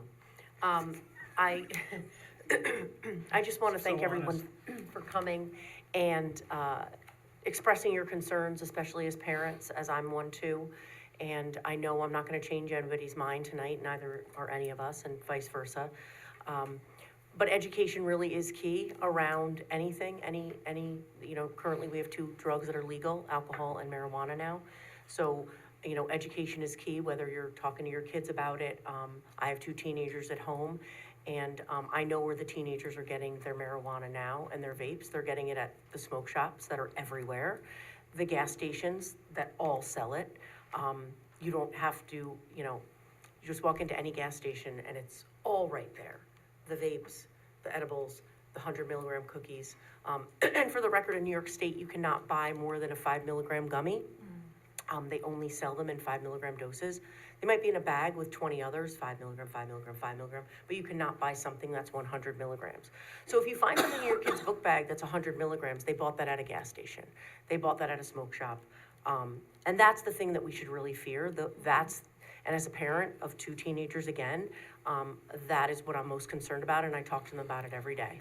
All the kids are vaping at school that they bought at the gas station. The vapes that are not regulated, the vapes that are being manufactured somewhere, probably in a sinister environment, something not great, not a great product. But the products that are at a dispensary are, number one, they're made in New York State, so they have to be made here. So there's a little bit more quality control on it because it's typically local. There's many farms around here that, across the river that make the product and then sell them to the retail dispensaries that are in the state. So when someone's walking into a dispensary, they're getting a product that's labeled. I don't care if it's high quality or whatever you want to say it, but it's labeled. It tells you how much THC is in it. It can be very low. You can get the highest of the high or the lowest of the low. That is not what that's not what our kids are smoking and getting if they're doing it. They're getting it from a gas station that's unregulated and a product that we all know nothing about. So a lesser of 2 evils is the dispensary. If you're anti-marijuana being legalized, the lesser of 2 evils is a dispensary, a legal place where you can go and buy it, being 21, of course, and knowing where it comes from and what's in it. And if you had to choose, I think most people, reasonable people, would choose a dispensary. So I just wanted to offer a little clarity on that. I know I'm not going to change anybody's mind on how they feel about it, and I recognize the passion and the feelings from some of these parents, and it is concerning, and we all have to be really involved in it, unfortunately, or fortunately, the way the world has changed. So thanks again for all your comments. I'll try to be shorter than you. Thank you. Okay. But I want to just echo that and thank you also, Councilwoman Berger and Sharp, for your comments. And I wanted to thank everybody too, because this is a really sensitive issue for a lot of people. I do want to thank the Sings as well, because you were very responsive. And I think you did a wonderful job with your presentation. I have no doubt you'll take care. My issues are purely with the special use permit, considering public health and general welfare. And my research is what I believe is what is out there in the universities, what the law enforcement community is telling me, and time will tell. So thank you very much. Okay. I'd just like to add, on the special use permit, following up on that I see 2 possibilities here. The first is to leave a derelict building there, which has had a lot of graffiti on it. I know we have had people who are don't have a place to live, who've broken in, and to hope that something else will show up there while leaving it empty.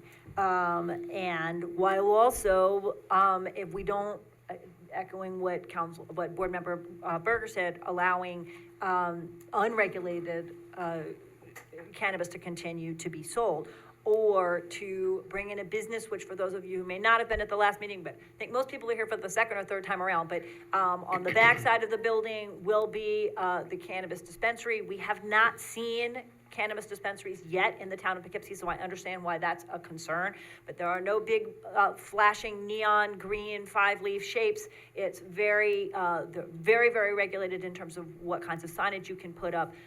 Certainly no product is available or on display. And then on the front, at least probably two other tenants in that building, one of which hopefully will be a cafe or a restaurant, and another which will be another shop, which will revitalize that area, and I hope might help counterbalance the smoke shop and the liquor store, and upgrade the neighborhood and ultimately be a very good thing for the public health, general welfare, comfort, convenience of the neighborhood, and have a positive impact on nearby buildings, as the SUP language says. We do allow these special use permits for 2 years. They're 2-year licenses. So if we ran into serious difficulties of some kind, we have an opportunity to revisit after 2 years and to revoke a license. But I think that leaving a derelict property there, as it's been for a very long time, is not to the neighborhood's advantage. But I do want to echo other board members in thanking everyone who has come and spoken, and understanding that this is a tough issue and that we're doing something new. Again, we're not the board that agreed that dispensaries should come into the town, but we are following up on that, and hoping to move also on a nuisance law that will help us regulate how cannabis is being provided in the town. Did you want to speak as well? Just wanted to say the public hearing was scheduled for December 4th for that public nuisance law. Yes, that's coming up at our next meeting for the nuisance business law. Okay, is there anyone else who wanted to speak? Are we ready for a vote? Okay, Do a roll call again? I want to do a roll call again? Sure. Okay. Councilman Reuter? Nay. Barbara Laird? Aye. Aye. Berger? Aye. Nay. Aye. Aye. Okay, so we have a vote of 5 yes and 2 no. Okay? Thank you. Thank you again to a very large number of Thank people you, who came everyone. multiple times, and best wishes to everyone who's been doing all this hard work. I appreciate it very, very much. Okay? Have a good night. All right. People are welcome to stay and talk about health insurance, but a lot of other stuff, but on the other hand, thanks so much. Okay, we are on to item number 6. Did I give you nothing? Thank you. All right. Can you hold on one second? Oh, Okay, we thanks, need a little yes. break here for a couple of folks. We'll be, okay, everybody takes this, this is the 7th resolution stretch, if everybody wants to take a second. All right. Well, I thought we were on 6. We're just gonna stand. I think we are on 6. I feel bad because those chairs are horrible. Oh, yeah. I sat there for an hour yesterday. I mean, I could be here for 10 minutes. Probably. And you wanted to shorten these things. Yeah. That's Right. I spent Saturday mornings at Fish Kill. I don't really have a whole lot of control about how many people come and speak. We had a lot, so I'm glad. I'm really glad to see a lot of people here. Okay, are we ready? Everybody? Everybody's Okay. still stretching a minute. Yep. I thought we were Okay. a real break. Okay, I think we can move on and to resolution number 6. All right. Be resolved, the Town Board of the Town of Poughkeepsie does hereby authorize the supervisor to execute a lease with Exxon Enterprises, Inc. for leasing 20 new tasers in substantially the form annexed, and be further resolved, the Town Board of the Town of Poughkeepsie finds that this lease agreement will be less expensive than a purchase contract, and that solicitation of alternate proposals is not required for this form of lease agreement, and be further resolved that the Town Board finds this a type 2 action requiring no environmental review, so moved. Second. All right, any discussion? Chief, you may want to come up. We got a couple questions. Oh. Or you gotta Could come you, up. yeah. Yep. We gotta get you on the mic. He's tired. Okay, Keeping them up. It's not fair. welcome, Chief. Good evening, everyone. Good evening. Questions? Why don't we own these things? Why do You we can't, rent them? you can't purchase, Tasers doesn't sell them. You can only Okay. lease them. And we already have And then some, the right? technology constantly changes and they change the model. And they sign you up for they have a very good business model. They have cornered the market on it. There's no other manufacturer out here that manufactures the equipment, that's been effective and tested, and they're the only ones in the game. And they want the recurring revenue, and truthfully, they want every officer to have their own. We actually save money by what we call hot swapping. As an officer comes off duty, he turns it over to the next officer. And we have enough to be able to rotate them and recharge them in between. Otherwise, you'd be paying a lease for 80 tasers. So are these, we already have these, we're just Correct. This renewing? is, right, our previous 5-year lease, they started this lease thing probably about 15 years ago. Our last 5-year lease is coming up in December. This is just going in.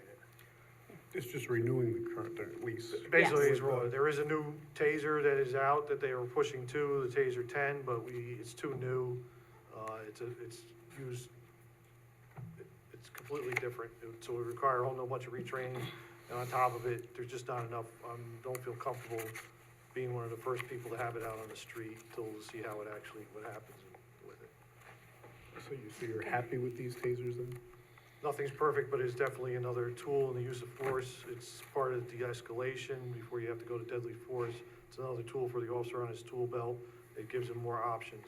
And it's pretty much recommended by Department of Justice that the officers have these availability of OC and all these other options so that you have multiple options to do it, so that you're not forced to jump right to deadly force. Okay, any other questions? Yeah, Chief, we were just, I was a little confused by the resolution because it says cheaper than a purchase contract on it. That was our mistake. So that's why I thought, I know it's this one company that kind of has the corner of the market, Axon. But, so there's no other way to purchase anything, okay.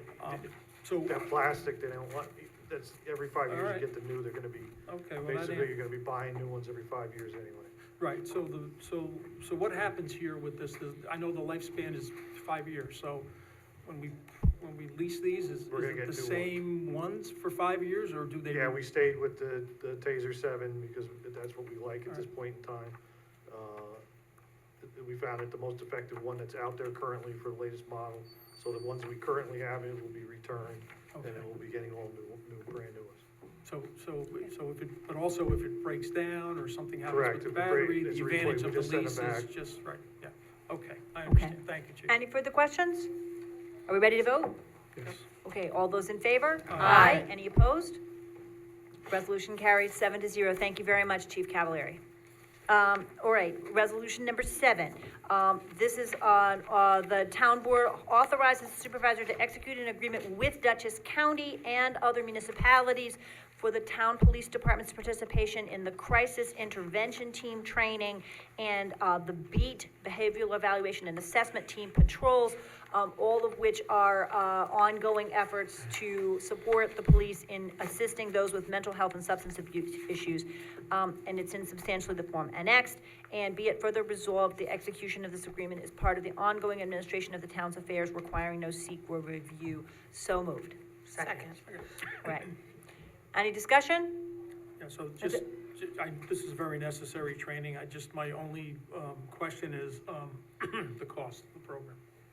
I didn't see what this is gonna, what the county Part of the agreement is that the counties, whenever they provide these, mental health workers, they also reimburse us the overtime, for the officers to go out with the worker. The only issue is that it's not enough money for us to. Right.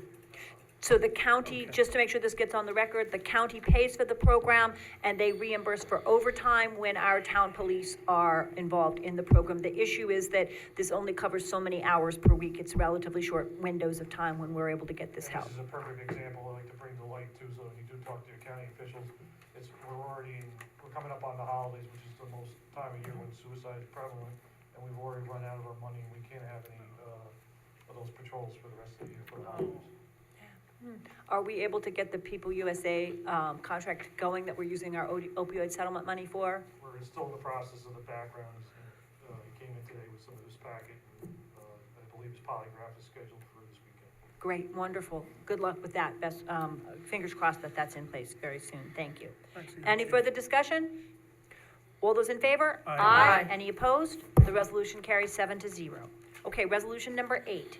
Okay, be it resolved, Town Board, Town of Poughkeepsie, does hereby authorize Supervisor and Chief of Police to execute all papers necessary to properly apply for New York State DCJS Burns State Crisis Intervention Program grant, which will help fund various needs in the police department and the town of Poughkeepsie. So moved. Second. Any discussion? So, yeah, so we know this is very important because it's, crisis intervention, in the courts and court programs, so, extreme risk protection programs, so this is a very important effort, so wholly endorse it. This will enable our town police to have legal representation with them so that they are not having, it gives them support with bringing these ERPO, extreme risk protection order cases. So it provides them support for that. Okay, all those in favor? Aye. Aye. Any opposed? The resolution carries 7-0. All right, resolution 9. This is the 2025 budget. I would think that the first place to start would be with the budget committee. Are you gonna have someone read it first? Well, we should read it and put it on the table first, which would go to, yes, Board Member Laird. We had a public hearing on November 6th at 7 PM about the budget. And be it resolved, the town board adopts these modifications annexed here to the preliminary budget as presented by the budget committee and adopts it as the town's final budget. I don't know how I should read out these changes because it's not a lot. That's not, we're gonna discuss them. Okay, So is that so moved? so moved. Okay, second. Second. All right, so then we're discussing the budget, which was presented September 30th, modified, the public hearing modified, and then discussed in workshop last week, and this brings us to the last stage here. Ann? Yeah, okay, and it was an extremely tight budget, there wasn't a lot of wiggle room, there was only a few things that we felt compelled to make changes for. So when you look through the expense changes, the first two lines are for the zoning department, and the first line is for the, gain a full-time person in zoning, so that we'll have 2 full-time people in zoning. So that's the wages for the new full-time person. And then the negative number underneath it is taking out the part-time person. And then, so that the difference is the increase that we'll need to make it a full-time position. Then the next line underneath that is for receiver taxes to give her an increase from a 1% raise to a 3%, a 2% raise to a 3% raise.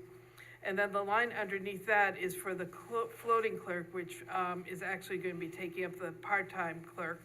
And we had to adjust the salary of that for the floating clerk. That'll be move around for different departments. And then the very last expense increase is for the 3 lowest members of the water department to receive, we're making an adjustment in their wages this year, and that will affect their wages next year. So that's the adjustment in the water department. And then So, just to be clear, there's a separate resolution. There's a separate speaking to their, to their, pay this year. Right. And then this reflects how the budget numbers would be changed if we pass this resolution later tonight, right? This would be a one-time jump, or this would be their permanent salary going forward? Well, that's a separate resolution we're discussing later tonight, but it is a separate, it is an ongoing rise. Right. And then underneath is the revenue changes, so once again, we're into a zero balance for our budget. So that's it. Okay. Questions? Zero balance. Just, Yeah, what does she mean by zero balance? oh, so the revenue changes offset Right. the increase She just took money out Right. of one account and evened it out. If you look above, the changes are for the expenses are $7,657.40. Each of those 3 lines is reflected below how we're gonna pay for each of those new 3 expenses above. Oh, So, I see. Okay. That's Okay. how it zeroes out. that's so it zeroes out, right, so that the budget is adjusted and those expenses are accounted for, okay? All right, any further discussion? Supervisor, just a couple of comments, and so I appreciate all the budget work and everybody's participation in answering all your questions last minute. So, with me, my background is, listen, I don't feel apt to approve a 2025 budget if we haven't closed out our 2023 books yet. Some of the additional questions were the fund balance interest questions why is it reduced 3% this year on our interest? And why did we use an additional 31% from fund balance? The impact questions regarding not having our financial risk analysis done, stress rating from New York State. Not really a clear understanding of why our expenses increased 3.5 million year to year. And I don't see the effort per se of the scrubbing, the reducing of expenses towards that. The budget meetings were not public. I know that some of us campaigned on making those meetings public, but they were not, so I'm not on the budget committee, so I don't have all the answers. The other issue is the medical allocations and the disparity of the medical allocations throughout the budget. I never really got clear on that. Contracted services questions were kind of recently answered, which I think that, you know, on 2024, $50,000 in consulting fees for the comptroller is a little high. And I'm not sure we got an answer for 2025. So those are my thoughts on that. Any other board members who want to speak? I echo the same thoughts about the contracted services in particular. I know we went over budget based on the resolutions that we had. So ultimately we paid Jessica Servideo $16,250, and I think we had originally budgeted for her $8,500. And so similar to Charlie and similarly to Tom Carey, and then we have that other $16,000, right, $18,000 that we spent to get this book made, or help to close out the ARPA funds. So 52.72. So 52.72 was spent in contracted services for consultants in the comptroller's office. And I just don't know how much we're gonna spend in 2025. That's where I have concerns. I believe we do have that number. The controllers here and might be able to help me, but I believe contracted services in the comptroller's budget includes the audit, and that's $5,000. And I believe there was an additional $7,000 in the comptroller's line in contracted services for 2025. So our anticipation is that we might need a little bit, but not nearly as much as this year. As I said in an email, the comptroller's office for this year, for 2024, was budgeted for salaries, full-time, part-time, overtime, and contracted services together as to be $348,419. And right now, of course, we haven't quite gotten to the end of the year, but the estimated actual cost in those combined lines for this year will be $295,000. So we calculate that in salaries and in contracted services overall, that we are spending roughly $53,000 less in the comptroller's budget than was slated for 2024. I'm more concerned about the transparency. I mean, I know we all love that word around here, even Jim Challey loves it. I just don't think it's that transparent. I think there's a lot of transparency missing, and it's clear based on the final contracted services numbers that were finally given to us, and we did not have resolutions for all that, so we contracted with these people and paid them out, but there was not enough money in the resolutions that were created to support that. So we had funds that were specifically allocated by the board by resolution. The procurement policy allows department heads to use contracted services funds that are already budgeted, that have been approved by the board in the budget. And so we had some from each of those two categories, some that was specifically authorized and some that was allowed because it was in the departmental budget, as in others. Then why do any resolutions on it? Like if some can be just like made discretionary and some, like, what's the point of the resolution? Well, some is provided for in the budget, but anything, for example, in the 2025 budget that's in the budget, if we have contracted services in any department that we are budgeting now, then that's already board authorized. And then if there are additional needs in contracted services that aren't already in the budget, the board hasn't already approved them, then we would need over the course of the coming year to approve those. But to Ann's point, if we did a resolution to hire somebody and we gave so much money for so many hours, and then the resolution stopped coming, we still kept paying the same people, it should have come back to us. In all good faith, and it should have came back to us for, hey, we need additional money, and, I mean, I know you have the money in contract service, but you should have come back and asked.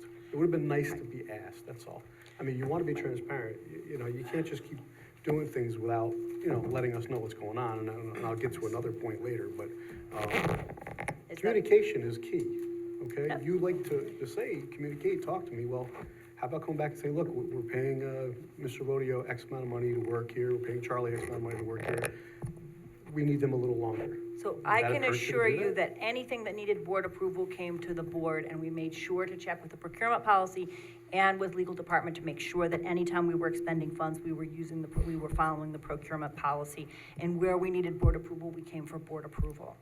I had a couple things to say about the fund balance and how that works, but maybe I'll see if other people had other things they wanted to discuss. Well, maybe I just add 2 points on that, is that I felt it very important and made a number of requests that should have been presented to the public. I put it in a policy and I wrote in, you know, I'm not trying to hit anybody over the head here, but I think that stuff is important, that the public really should know as part of the budget document what the fund balance is and how it's been dispersed and what the interest is. And if we couldn't do it because we never finished the audit, then there should have been something in there. So that, you know, that didn't happen. So I'm thinking that, you know, we can hold this for more work. I would be agreeable to do that. Just something that's unrelated. It seems to me on this budget, there's like a new logo. Town of Poughkeepsie with a sunrise, I think it is. And so I don't understand that, and I don't understand, like, why is it on some pages and not on other pages? So I don't know how that came about and who proved that and what that means. You know, this is I mean, am I reading this right? That we I have a think new it shows logo? up on the website also, it was It is, it's on the, yeah, so on the budget, we're talking about the budget, so why is it on some pages and not on other pages? James is on the call, let's ask him. Yeah, is this a new logo that we've approved, or how did that come about? I think we've been using it as some of our social media. Do you feel that the board needs to approve No, I'm asking you a how logo? I'm asking you what it is. It's a depiction of the sun over the Hudson River with the words Town of Poughkeepsie, so that it's not just the words Town of Poughkeepsie, but something a little bit more colorful to attract people's attention on social media or the website or here as well. But I don't think it is really relevant to the budget discussion because it hasn't cost us anything. Oh, I'm just asking because it's on some pages and not, so I don't know what it means. So the budget is an official document. Basically, I think what he's saying is you have the town logo on the official document. It should be if you're gonna put a logo on, put it on all of it. That's all, I think. Right. Okay. That's all he's trying to say. He's not trying to make a big thing of it. Did it just come up, or just somebody make it up, or, because I don't know anything about it? Yes, I think our communications person was using it in social media, and so when we worked on the budget document, and we had the official town seal, and we also had some other logos and, you know, decorative or aesthetic elements that we could use to spruce up the document. You guys just decided on your own that this is the new logo for the town of Poughkeepsie? It's not an official logo. You're just gonna put it on with it, okay. So, but what is it now? It's the sun over the mountains? Is that how it is? Is there any That's what meaning it to looks like to me.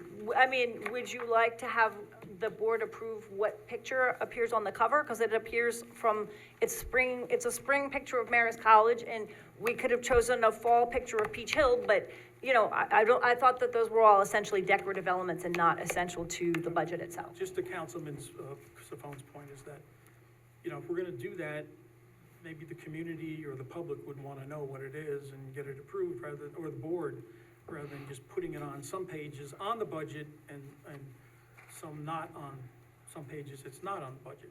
Duly noted. I don't understand. So, and I don't understand the concept of it. It's the sunrise over the mountains with the Hudson River, right? That's the meaning of it. Okay, so I don't know.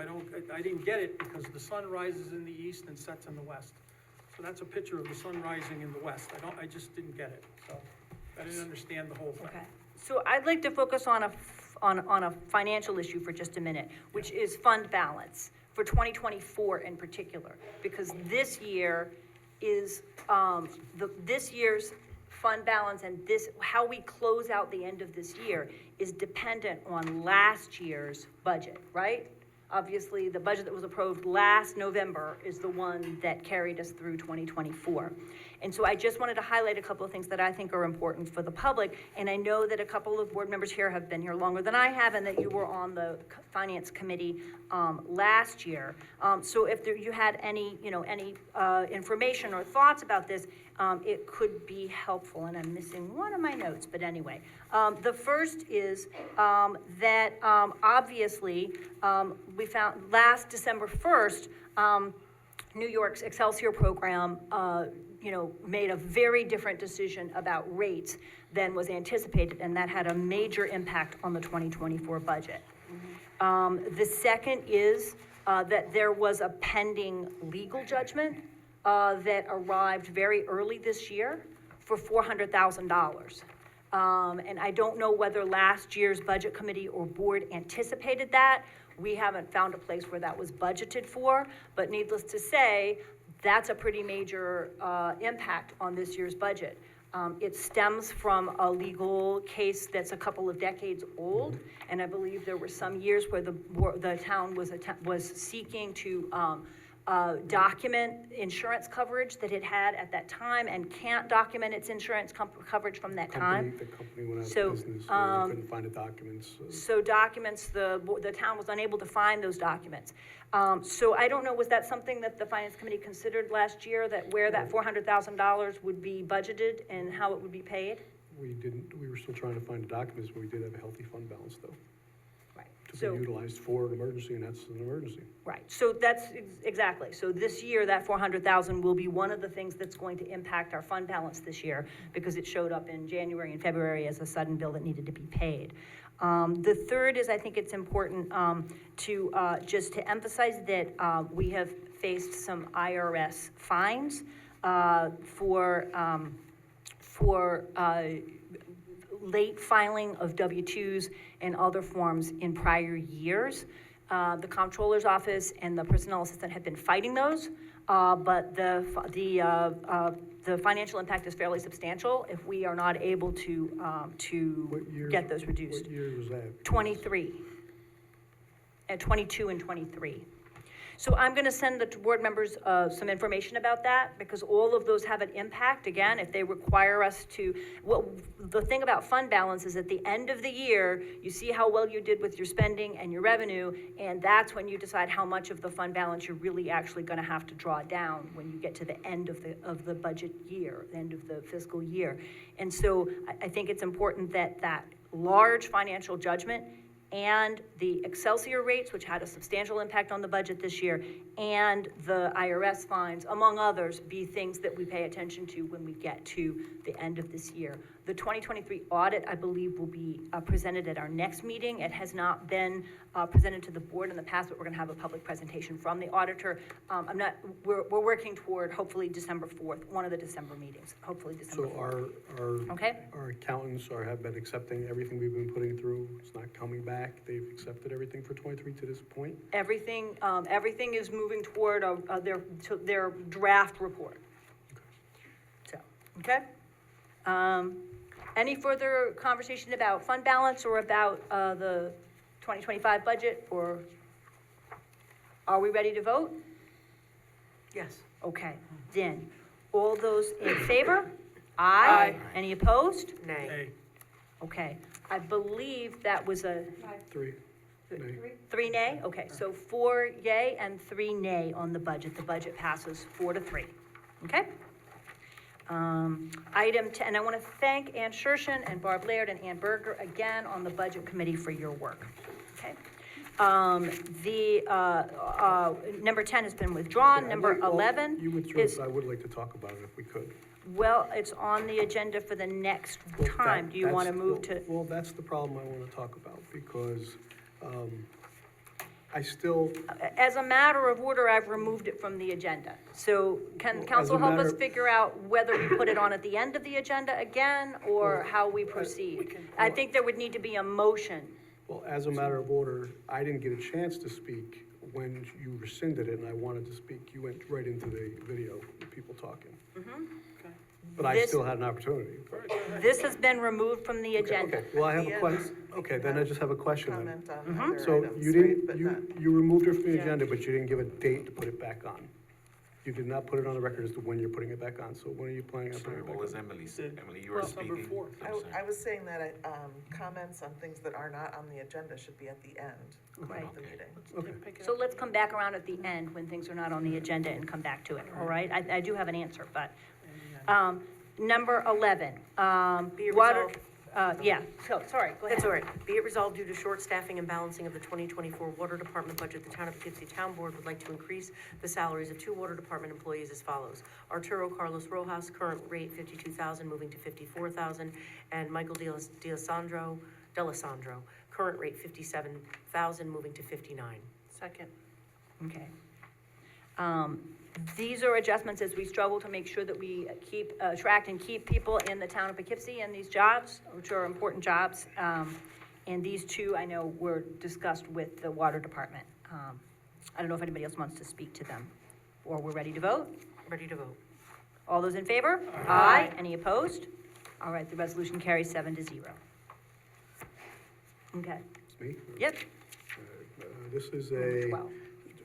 This is to authorize supervisor to execute an agreement with Next Era Energy Service to provide electricity for various town of Poughkeepsie locations, as noted on addendum A, for the agreement for 24 months, starting on execution of said agreement, and stamps to the same form and annex. So supervisor, I do have so moved. So moved. Second. Do have a question as to the rates. And I didn't see any, there's a fee if you break out of this, but I don't quite understand the cost. It seems awful high. So the joint water plant is using this to lower their overall, electricity bill.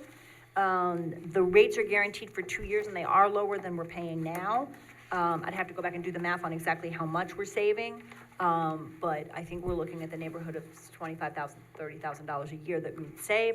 And after 2 years, if the rates, increase it goes to an adjustable rate, we can, get out of the contract. So we feel comfortable that we can save the money without risk. Yeah, the controller reviewed the numbers to make sure that we would be saving, and we put it on the, there's an internal calendar in the legal department to make sure that a few months before the 2 months or the 2 years are up, that we take another look. Well, I was just looking at 99 cents per kilowatt versus what Central Hudson's charging now, so I mean. It's not 99 cents. No, It's 9 cents. oh, 9 cents. So. Yep, it's 9 cents per kilowatt hour. Like, I almost think that something like 18 cents per kilowatt hour is a consumer price. Yeah. I have to go check my bill, Well- 18 or 19 cents. So this would be less than half of the regular, sort of what you're paying if you're turning lights on in your own house. Oh, so what portion of the electric bill does this pertain to? It's water department. For the pumps, water pumps, I'm not. and the water system. I'm asking about the electric bill. So this 9.10 cents per kilowatt hour.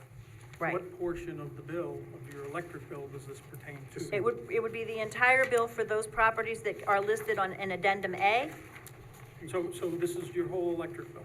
I think it's This the supply Who's for delivering? delivery, right? For water Who's supply. delivery to, or?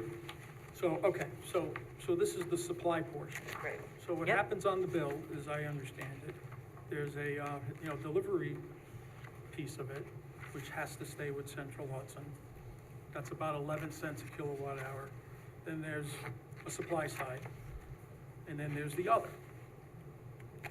which is basic service, taxes, and everything else. So there's 3 components of an electric bill. This is what I believe represents only the supply side, right?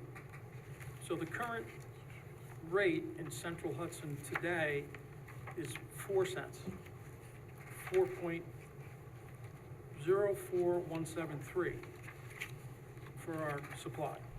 Now, that may not be fair because that's a variable rate. So I went back and took a look at the last year average, and that's 8 cents a kilowatt hour.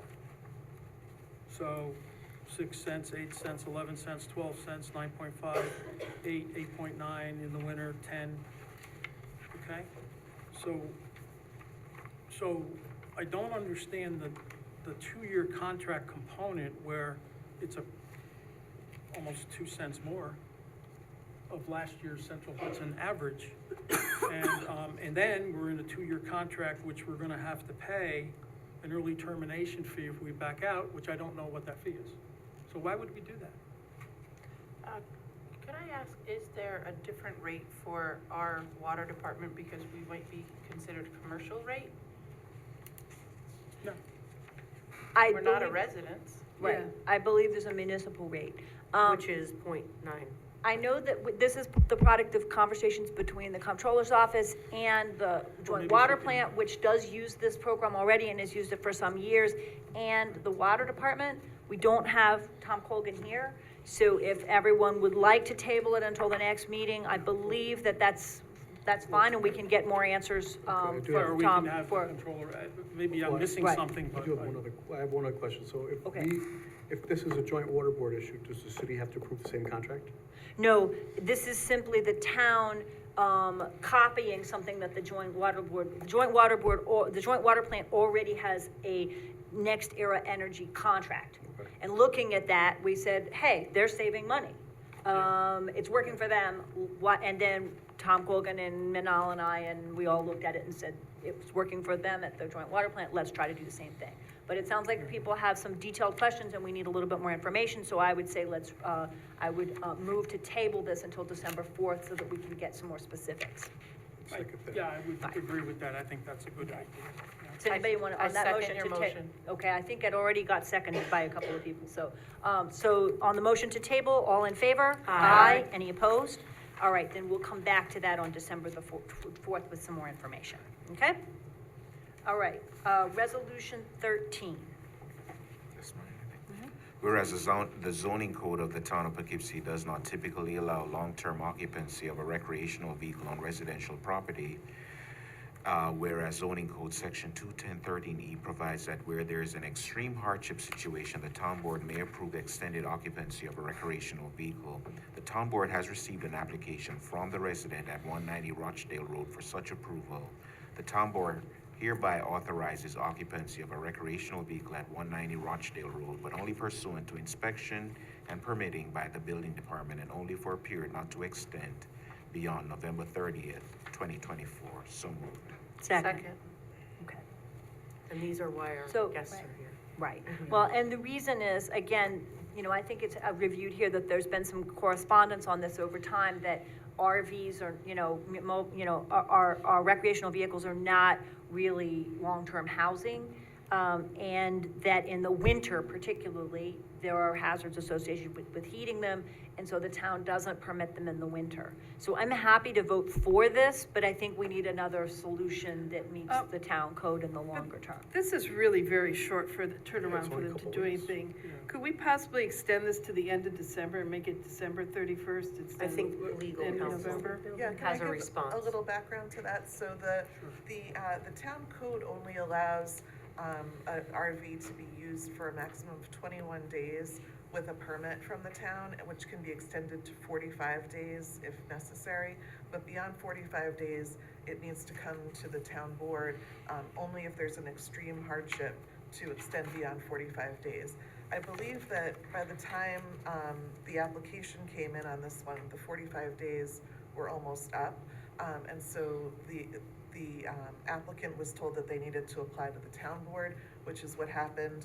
And the building inspectors recommended, it has been inspected and the person has been allowed to occupy the RV, but the building inspector recommended that that not be allowed past November 30th because that's when it starts to get really cold and the heating issues come into play. So that's the recommendation of the building department, and just a little background that this has been going on since, I believe, August.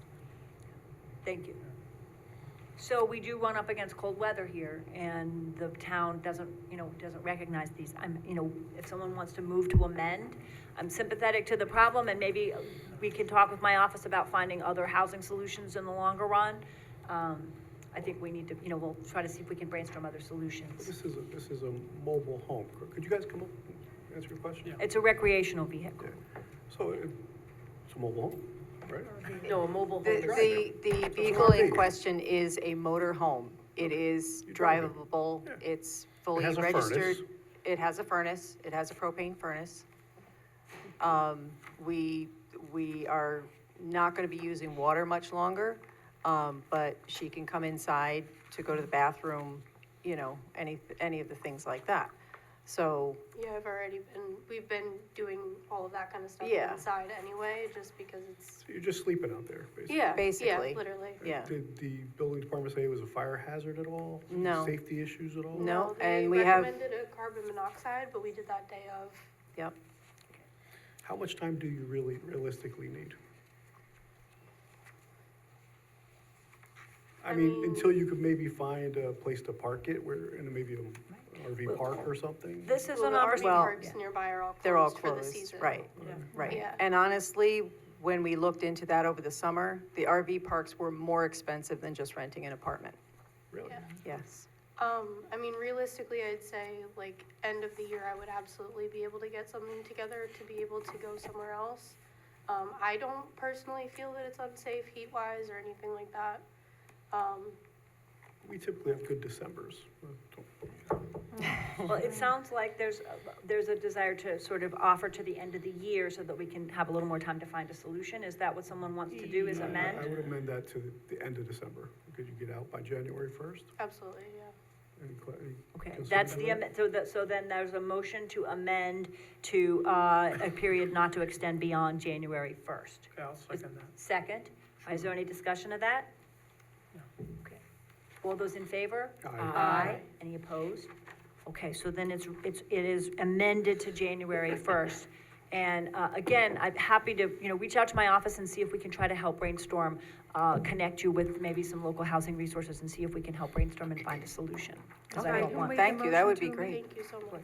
Mike, you made the motion to amend, and the second was? Yes. Bill. I think we moved to amend, but we didn't actually approve it. Oh, okay. So we got to do that. All right. All those in favor of the resolution? Aye. Any opposed?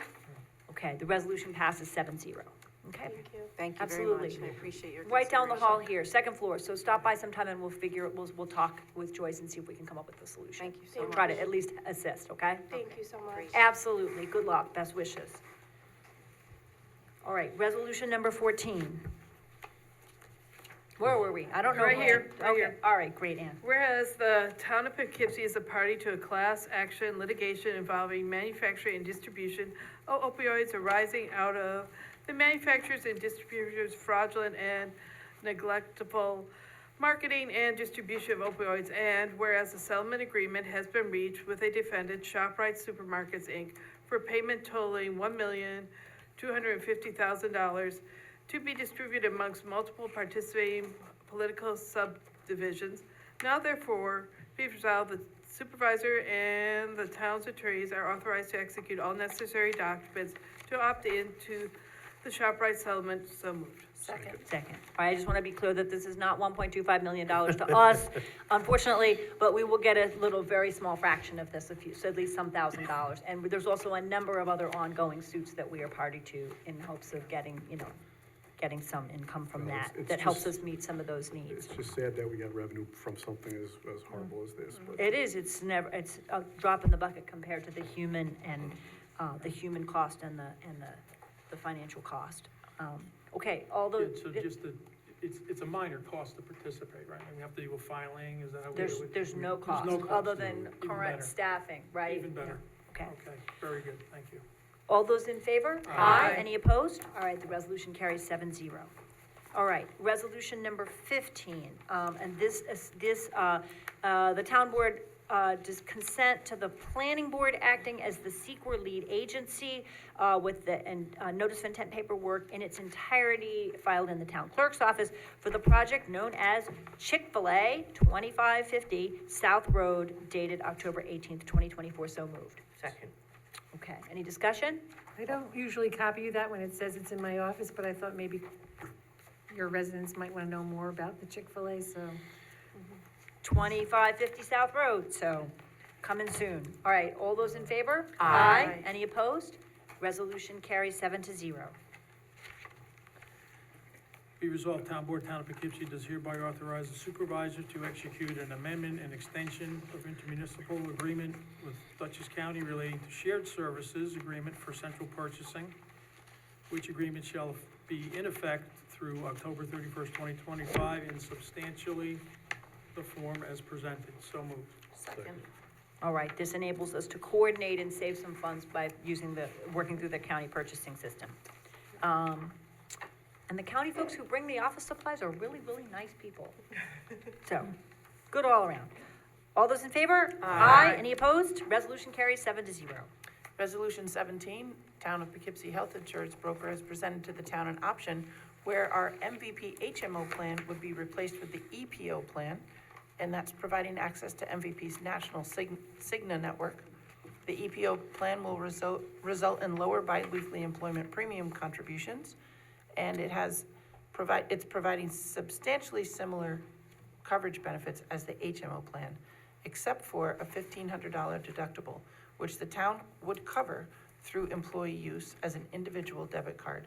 So be it resolved, the town board of the town of Poughkeepsie does hereby authorize offering the MVP EPO plan to town employees, and the Office of Youngworth Law PLLC is hereby authorized and directed to undertake negotiations with any union that is party to a collective bargaining agreement with the town and whose covered employees are impacted by this change in health plan offerings. So moved. Second.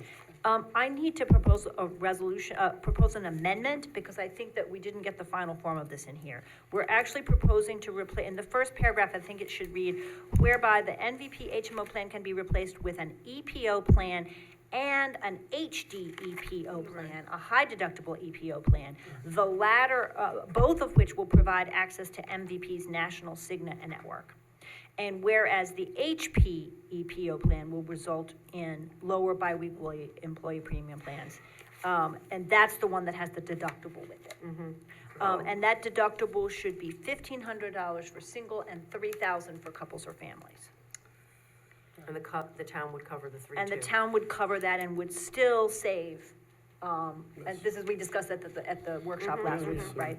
So you want to Right. amend it as?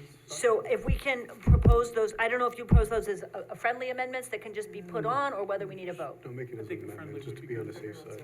Okay, wanna make it a vote? Okay, so I would vote to, in the first paragraph, end it with, can be replaced with an EPO plan and an HD EPO plan. I can give the language to you. I'm not writing that The down. latter I'm of tired. which will provide access to the, both of which will, provide access. And whereas the HD EPO plan will result in, and then it should say 1,500 and 3,000. Second. Okay. And I think in the last, it all should say EPO and HD. The be it resolved. Should say EPO and HD EPO. Okay, so we had a first and a second. Any discussion? No, just, Emily and I were a little confused by the numbers, but I think we got through that. Who seconded the It's original? just a wonderful, it's just a wonderful plan, I think, and it's, I commend you for, leading the effort to offer the deductible and the family to the employees, the 1,503.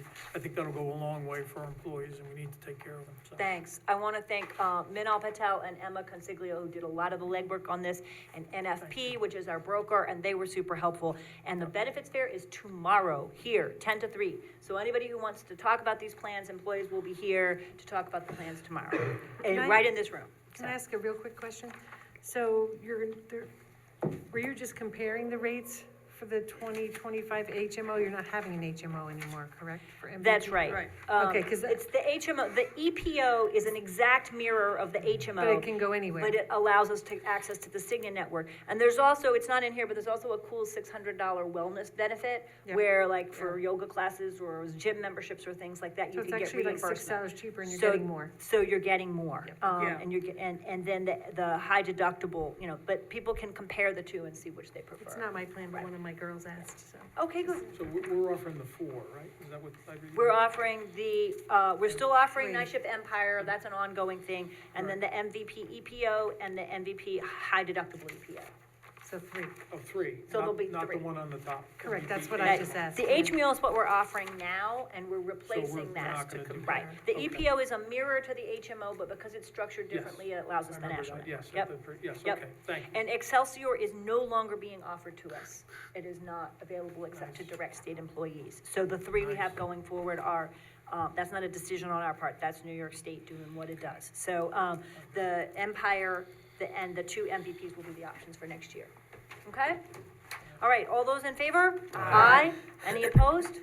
All right, resolution carries 7-0, awesome. 18, whereas Mid-Hudson Development Corp. and South Hills Commons LLC are developing a 4-building apartment complex on the west side of Route 9B in the town of Poughkeepsie for which wastewater service is required.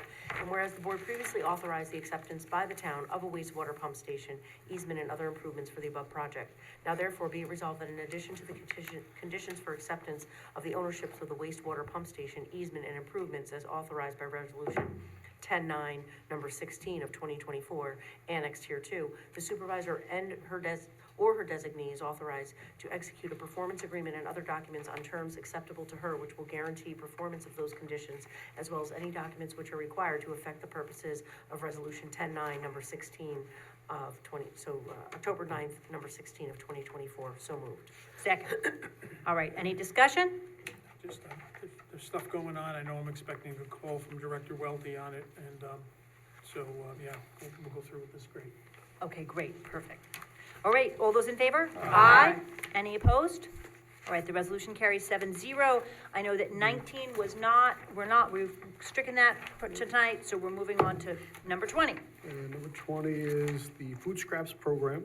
The town is getting an award of $20,000 to have 2 drop-off sites in the town. Tucker Drive is one, and Abe's Way is another.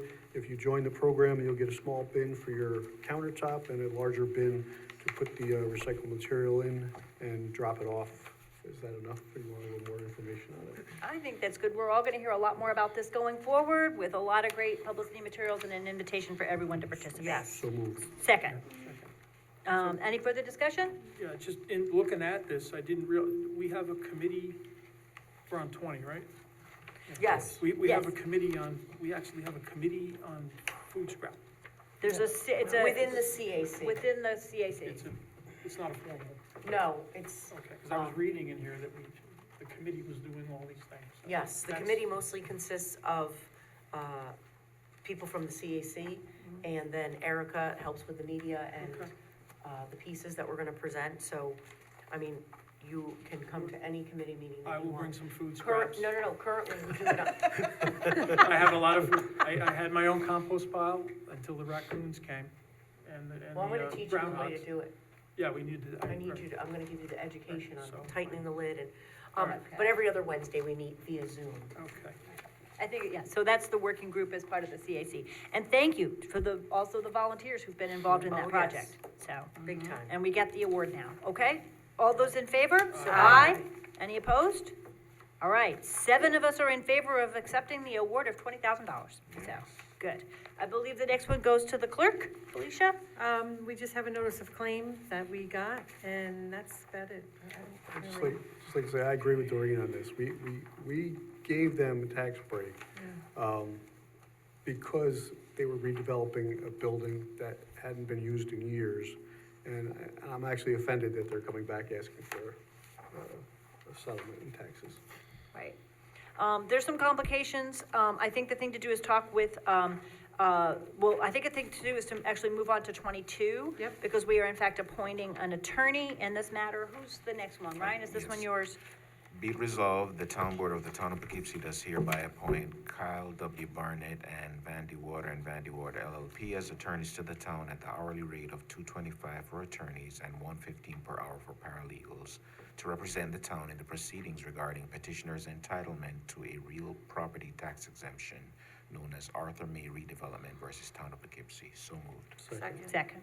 Yep. And if they, All right, so, and it is related to assessment, so it makes sense for Kyle, I think, who handles our tax want to- cert cases to handle this one. cancel their IDA. I'm looking at tax assessment, right? Yeah, okay. All those in favor? Aye. Any opposed? All right, we appoint Mr. Barnett then. Okay. All right. Be it resolved, the town board of the town of Poughkeepsie does hereby adopt the annex schedule of fees issued under chapter 105, and be further resolved, these fees will be effective immediately upon revising by the town board. So moved. Second. Okay. So I can speak to this. The only thing in this thick packet of fees for right now, because we're gonna be looking at the fees for next year and with the committee soon, is the dog licenses, and they're gonna be raised starting January 1st from $8 to $10 and from $18 to $20.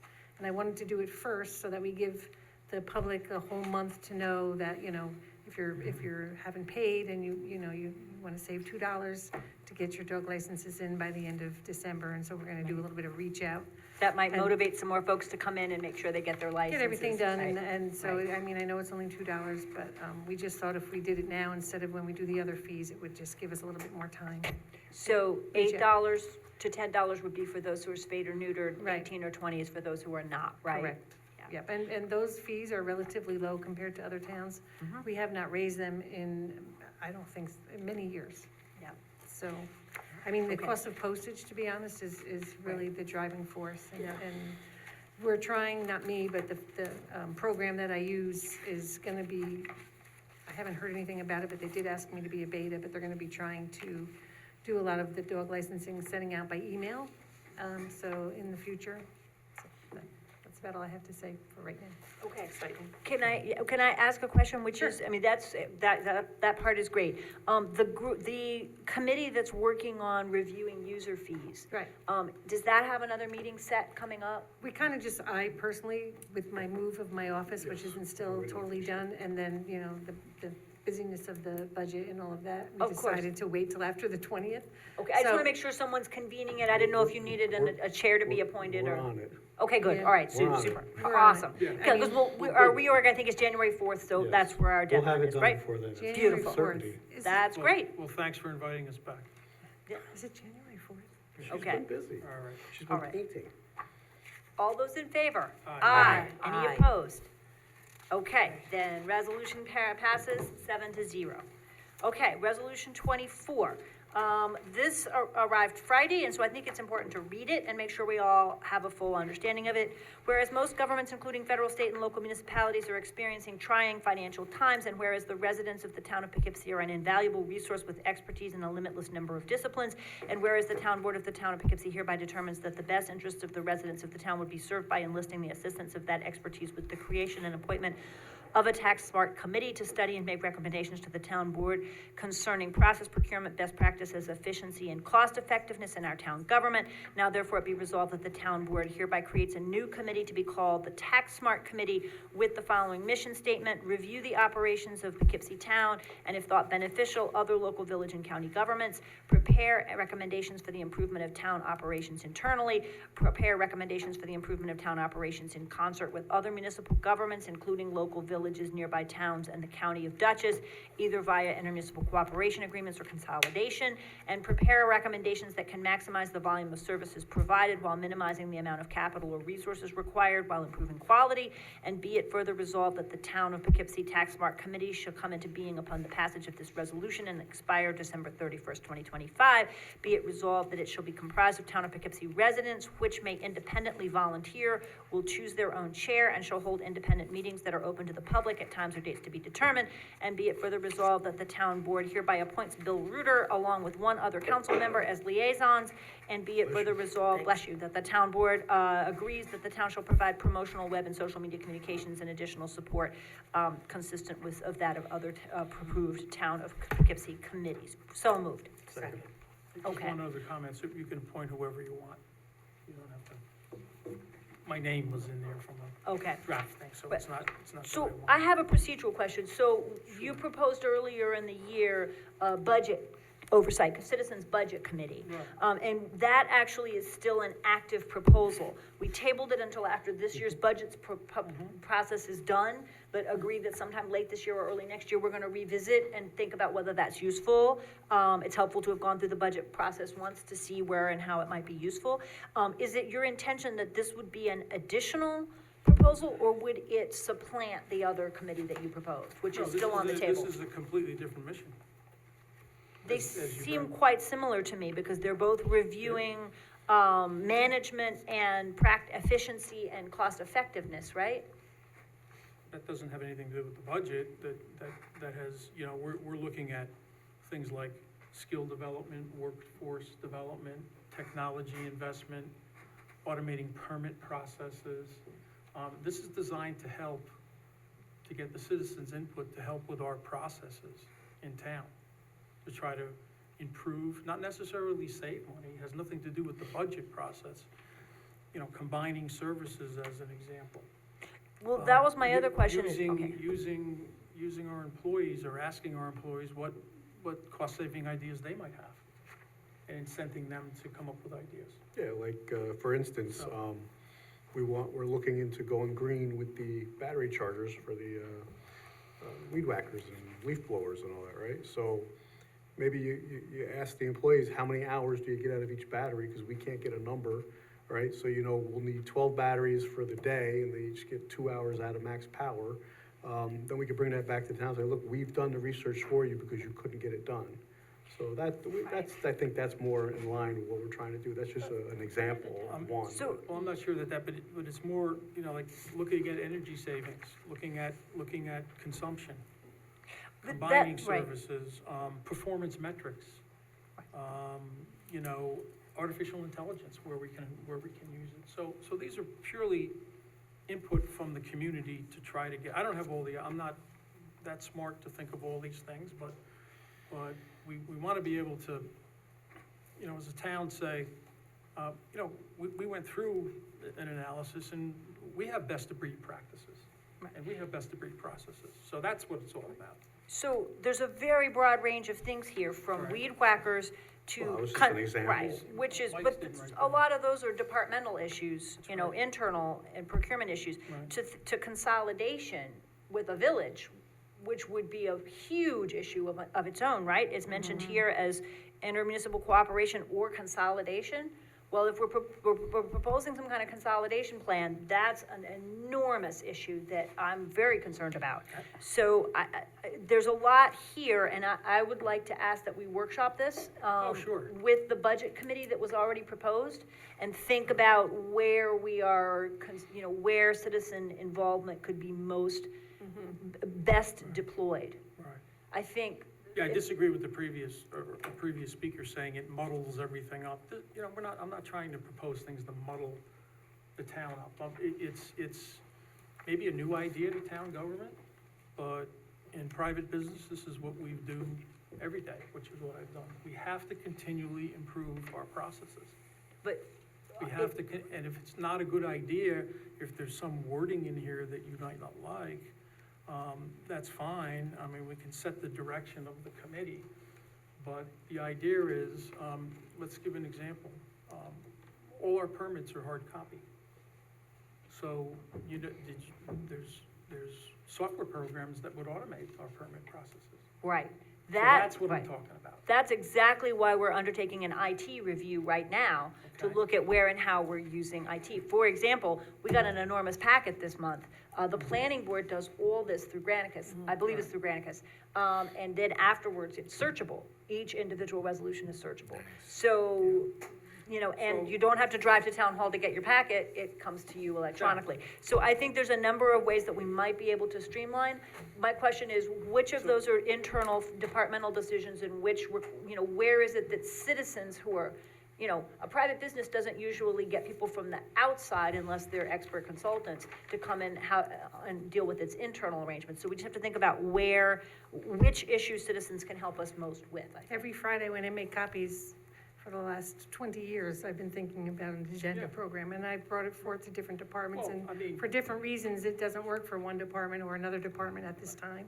So, I mean, it's not something that we haven't been discussing for many years, just that little teeny thing. And maybe this would be better as a town board committee instead of bringing outside people in and citizens. And then we would still have the citizens budget committee. Or even a department head discussion. Well, that's what I'm wondering too, whether the department heads, some of the department heads. I think we need to figure out who is in the best position to do what. Once we begin to creatively discuss ideas, things will happen. So it doesn't necessarily, we don't want to misdirect people. That's not always true. We don't want to, what's that? I said that's not always true. We can give it a try. I think we should try, because if we don't try, we'll, you know, never get there. So it's, you know, it's not intended to confuse people. It's very easy. I mean, I think that the you know, mission statement is pretty clear. So it's a matter of how we would direct citizens And I'm a proponent, I disagree, I'm a proponent of involving citizens in government. Yeah, well, And that's what we need to I'm do. sorry. There's Go a ahead. lot of people at the senior center, when we go down there, that have a lot of ideas that bounce off us, they come up with some pretty good ideas. They've been in the business world, they're retired now, you know? We're, So yeah, So I'm not right. necessarily looking for a vote tonight. I mean, it would be reasonable, I think that, we could, I'd be willing to work with everybody to say, let's kind of implement this. Right, so I'd move into to, a right, workshop so I'd move to table it to the next workshop meeting, and I'd like to see if we can finish the IT review first, if in fact, which we should be able to do over the next month and a half or two, so that we have the input, their input as to where we are and aren't, up to speed on technology. When is the next meeting? Do we It's know? probably It's probably not January. made yet. first of the year, it's gonna be after the first of the year. We haven't approved that schedule for next year yet. But we can sometimes tuck a workshop into a regular meeting, so let's see how the timeline goes on the IT. And while we're at it, I just wanted to mention that the, January 8th is probably gonna be the, reorg. the reorg, it's not the 4th, that's a Saturday. Oh. The 1st is actually a holiday, and that's a Wednesday. That's gonna be the first So it's major gonna be the snowstorm. 8th. Yeah, so as far as that fee committee, if we could get some of the ones, maybe not necessarily the whole, community event one done by then, but I do know there's some proposals from zoning and recreation, if we can get them by the December 18th meeting to be approved, to be, go into effect on January Send the 1st. dates that you're available. Okay. Yeah, It's really your That'd be great. schedule. I know. Okay, so. I do know. I'll reach Awesome, out. that's move great. to the All right, so yeah, so I think second? there was, if you second, then we'll move it to the next, workshop meeting? Second. All those, all Wait those, a second. what? I heard Bill saying January 8th. I don't No, know Well, the we're, date. there's, That's the Okay, reorg, we don't that's usually, reorg. we So just we're just usually do moving it to reorg. the January workshop. I Yeah, would move it whatever. to the next January workshop workshop. meeting after the IT report is done, Okay. there you Okay. go. okay? Which I would believe don't would have be a date. January, but let's see how it Okay. We're goes. not sure. Because everything in town government works slower than I expected to, but hopefully so. Okay, so then, all those in favor? Aye. Aye. Any opposed? Okay, great. All right, then, Felicia, events. So the only thing that I have at the moment is a liquor license notification from PJ Indian Restaurant located at 260 North Road. It's just a regular liquor license notification. And then I wrote down here to mention the town caravan, only because I've gotten a few phone calls and I knew that the December 7th thing was the eggnog crawl and all of that, but I didn't really hear anything, and then I got your email yesterday that mentioned the caravan, but my staff didn't know for sure, so we did call the woman back that called yesterday. Okay. But, and I noticed that, it's gonna be December 7th, we know that. December 7th It's is starting gonna at 4:30, launch and at you can- 4:30, and then it's gonna end at the Galleria parking lot, and there'll be the Galleria is planning on hot Not- chocolate and pretzels and some things there at the end. And when maybe we get next there. year they'll do some kind of a thing, like an event thing, but this year Right. it's just gonna be some hot chocolate. But where did you say it's gonna start? At 4:30? I don't know, that's Mike Simon's bailiwick, but I think it's starting, where? Starts at it starts at the New York, the county or New York DOT building? Right there. Okay, right here at the DOT building. that's the plan Okay, so that's far. where it begins. Okay, I mean, I'm sure Okay, good. it's a plan in progress and we'll get it out, but I just wanted to mention to anybody that's sad, because the woman on the phone yesterday was very sad because she was inviting all her friends and she loves it and hopefully she'll be on the route, but I just Yeah. wanted to mention that there Yeah, will be we'll one. start publicizing the route and everything shortly. Perfect. Okay, we wanted to kind of get past Thanksgiving before we did that, Yeah. because it's for Yeah. the following Yep. weekend, so. Yep. Okay, good. All right, we had any additional items that people wanted to put on the agenda for tonight, and then we need to go into executive session. We have, and I don't have the resolution for that, Emily, with me, but we have 3 cases, hopefully all brief, to discuss I in think- executive I session. think, Mike, that, wasn't there a resolution? I that- just wanted to make a comment on a resolution we pulled off the agenda. I just was want to set the 10? record straight that for the resolution, we were gonna go full-time, we went part-time, we said we were gonna post it. My only issue is that you didn't post it, you said you were gonna post it. You could go to the legal department and say, we don't have to post it because of X, Y, and Z. I don't care about that. That's not the point. The point is, we said we were gonna post it, and we were gonna have resumes come in, and we were gonna sit down and interview. That never happened, okay? Right. I got the floor for a second, okay? So, I am nodding. okay, so then the job was offered to somebody, and we get a resolution and a resume, and nothing against the person you got, it's just the process wasn't followed. So why put a process out and not follow it, and then just say, oh, here, this is my handpicked person, that's it? it's the process. I don't condemn the person, it's not their fault. But it's really hard to offer somebody a job and then take it back for 2 weeks. We gotta do this paperwork thing to make a council member happy, which that's not right either, because we just brought up the process. Secondly, the process was violated in that regard, but more importantly, you didn't give a fair shot to everybody that might want to apply for that job, okay? So, and then to put the process out now, to say you did it right, you're only allowing 2 weeks with a holiday next week, and you're ready to vote on the 4th. So basically, you shouldn't even make the guy wait. Give him the damn job. Because that's who you want anyway. So why even post it, waste time and energy? Because you know no one's going to be able to get in here and do an interview. Well, we actually received 4 resumes over the last couple of days. So we can do this one of 2 ways, but it seemed to me that since it was I did not remember and did not know that in the resolution it had said it would be advertised. And so legally, it does not need to be posted. Emma and I worked on this and we looked at the legislative aid position, and there was absolutely no reason it couldn't simply be offered. And I did offer a resume, and I did offer the opportunity to interview so that people would have a chance to provide their views on it before it went on the agenda.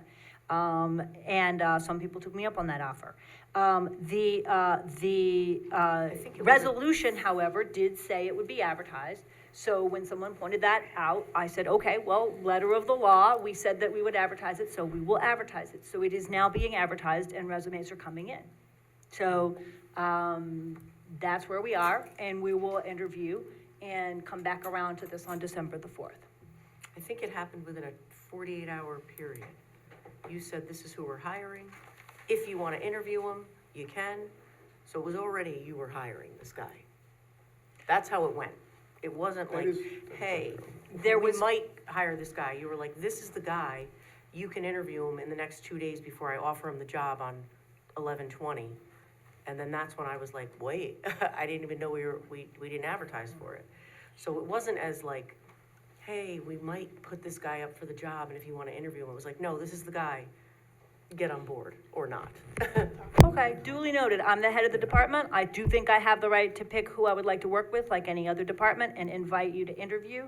But I have posted it again, and I will ask the Personnel Committee, Barb Laird and Ann Shershen, to join me in looking at resumes, okay? I do remember that when we said we were going to post it, Bill Reuter and I both said we would like to be in on interviews, and anybody, you said any other board members could be in on the interviews. So Yes, and I sent you a resume and invited you to interview. But that was after he that was was already after the offered fact. the The job. resolution was already on Already print on. in the Friday packet. No, it was not. That was last Wednesday, the 13th, and the packet was not out. I sent you a resume and invited you to interview.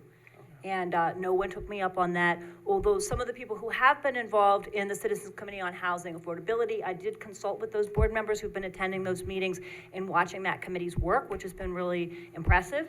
And so those board members who have talked to Trevor about that committee and worked with them, I did consult them about his work, so. Again, it's not about the candidate. This is not It's about the candidate, it's about the process. process, that's all. Yeah. So, okay, Just duly noted. Supervisor, if I could just add that, I think, yeah, you have the right, and you said, you have the legal right to do as supervisor, as historically, certain things. And, I understand that's part of the process. But I think what some of the board members are saying, and I haven't been that vocal about it other than the text today, but, board members are asking to be part of the process because they're concerned about the town of Poughkeepsie, and they want to participate. So whatever's legal or not legal, maybe just please consider that that's the intent, is that we want to Absolutely. be able to be Right. part of the process. Well, And that's if Ann and Barb and I do, as the Personnel Committee, what I did last week on the 13th, and send a resume around and say, hey, we've That's checked, not and this how is it who we went. want. It said, after tonight's board meeting, it's a special pleasure to share with you that I would like to appoint Trevor Rettle as part-time legislative aide in the position we approved a few weeks. I'm hoping we can appoint him on November 20th. His Yes, resume and is would you attached. like to interview him? That was part of that email. Here's his resume. It and- wasn't, it wasn't, it was not. It was a text message, you said. No, you it was said- an email that Yeah. she sent the Yeah, night it was of an last. email, but yes, but we got a text prior to that. But anyway, regardless. I forwarded his resume and invited, so I think we've probably gotten about as much out of this conversation as we can. Yeah, we should make a motion to open the floor to I believe comments we about should any town indeed, issue. I believe this is that was the very last item. I did want to say on the item, on the matter of events, that there's been, two So wait, we very just ended that successful. conversation? That was just ended? I'm sorry. There's not a resolution on the floor. If there's more people would like to say, I felt I was hearing some repetition, but if there's more you would like to say, the floor is yours. Okay, great. So this is how the email was drafted. After tonight's meeting, it's a special pleasure to share with you that I would like to appoint Trevor Rettle as part-time legislative aide in the position we approved a few weeks ago. I'm hoping we can appoint him on November 20th with a start date of December 2nd. His resume is attached. You've all met him, but if you'd like to interview him before the November 20 vote, let me know and I can arrange a time. Okay, so 5 days. Also, so far I don't have, okay, and then that was it.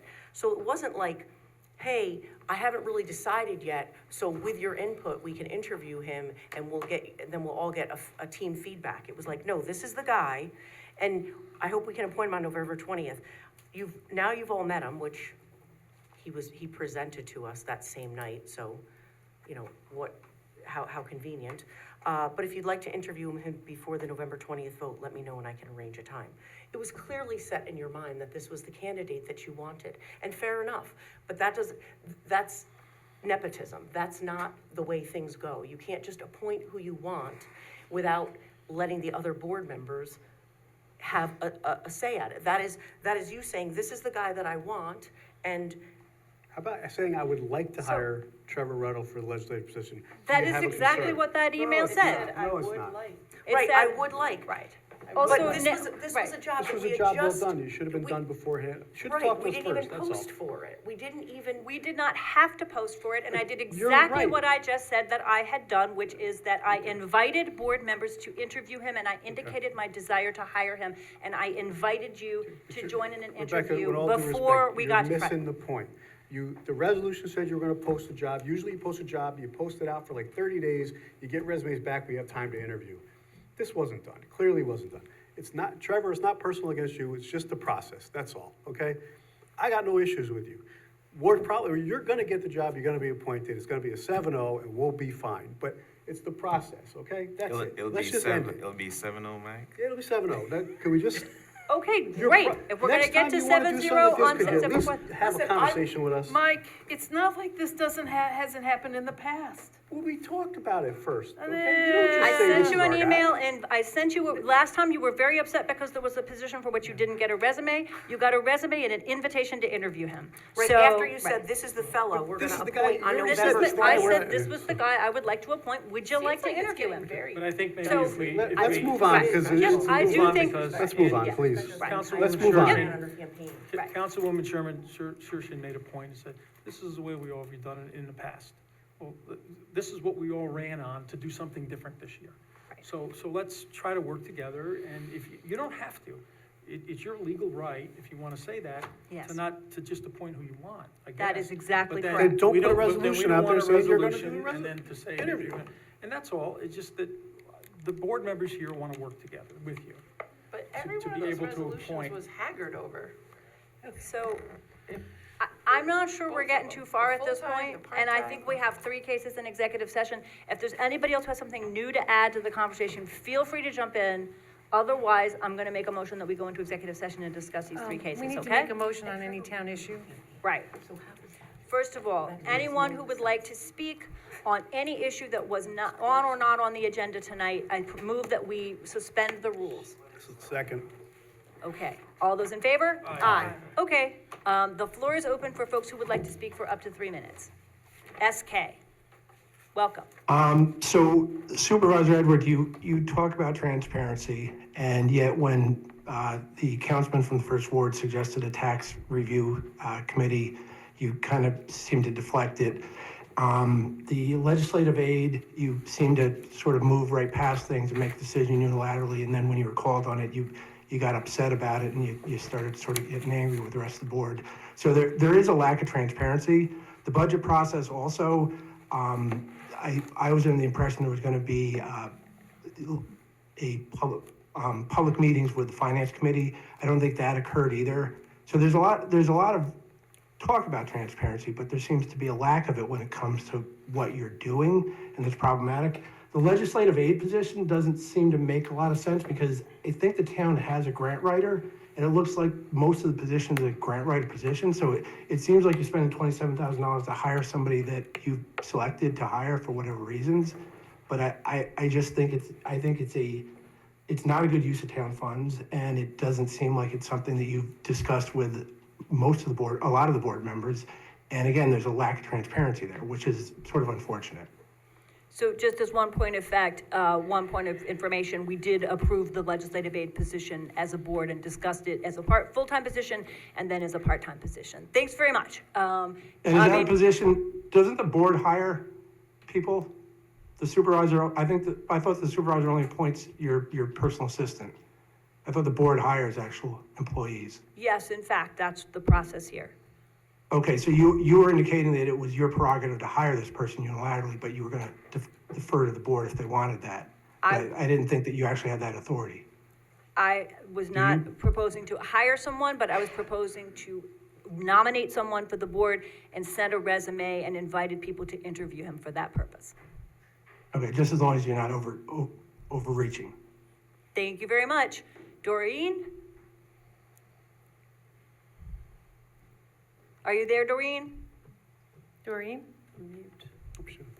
There she is. Okay, now I'm unmuted. So I have a question about the comptroller's budget. Will she be doing quarterly presentations? And when would the next one be if she is? Yes, I'm not sure whether we're gonna do a presentation in January after the fourth quarter of this year. I think we probably would wanna start there.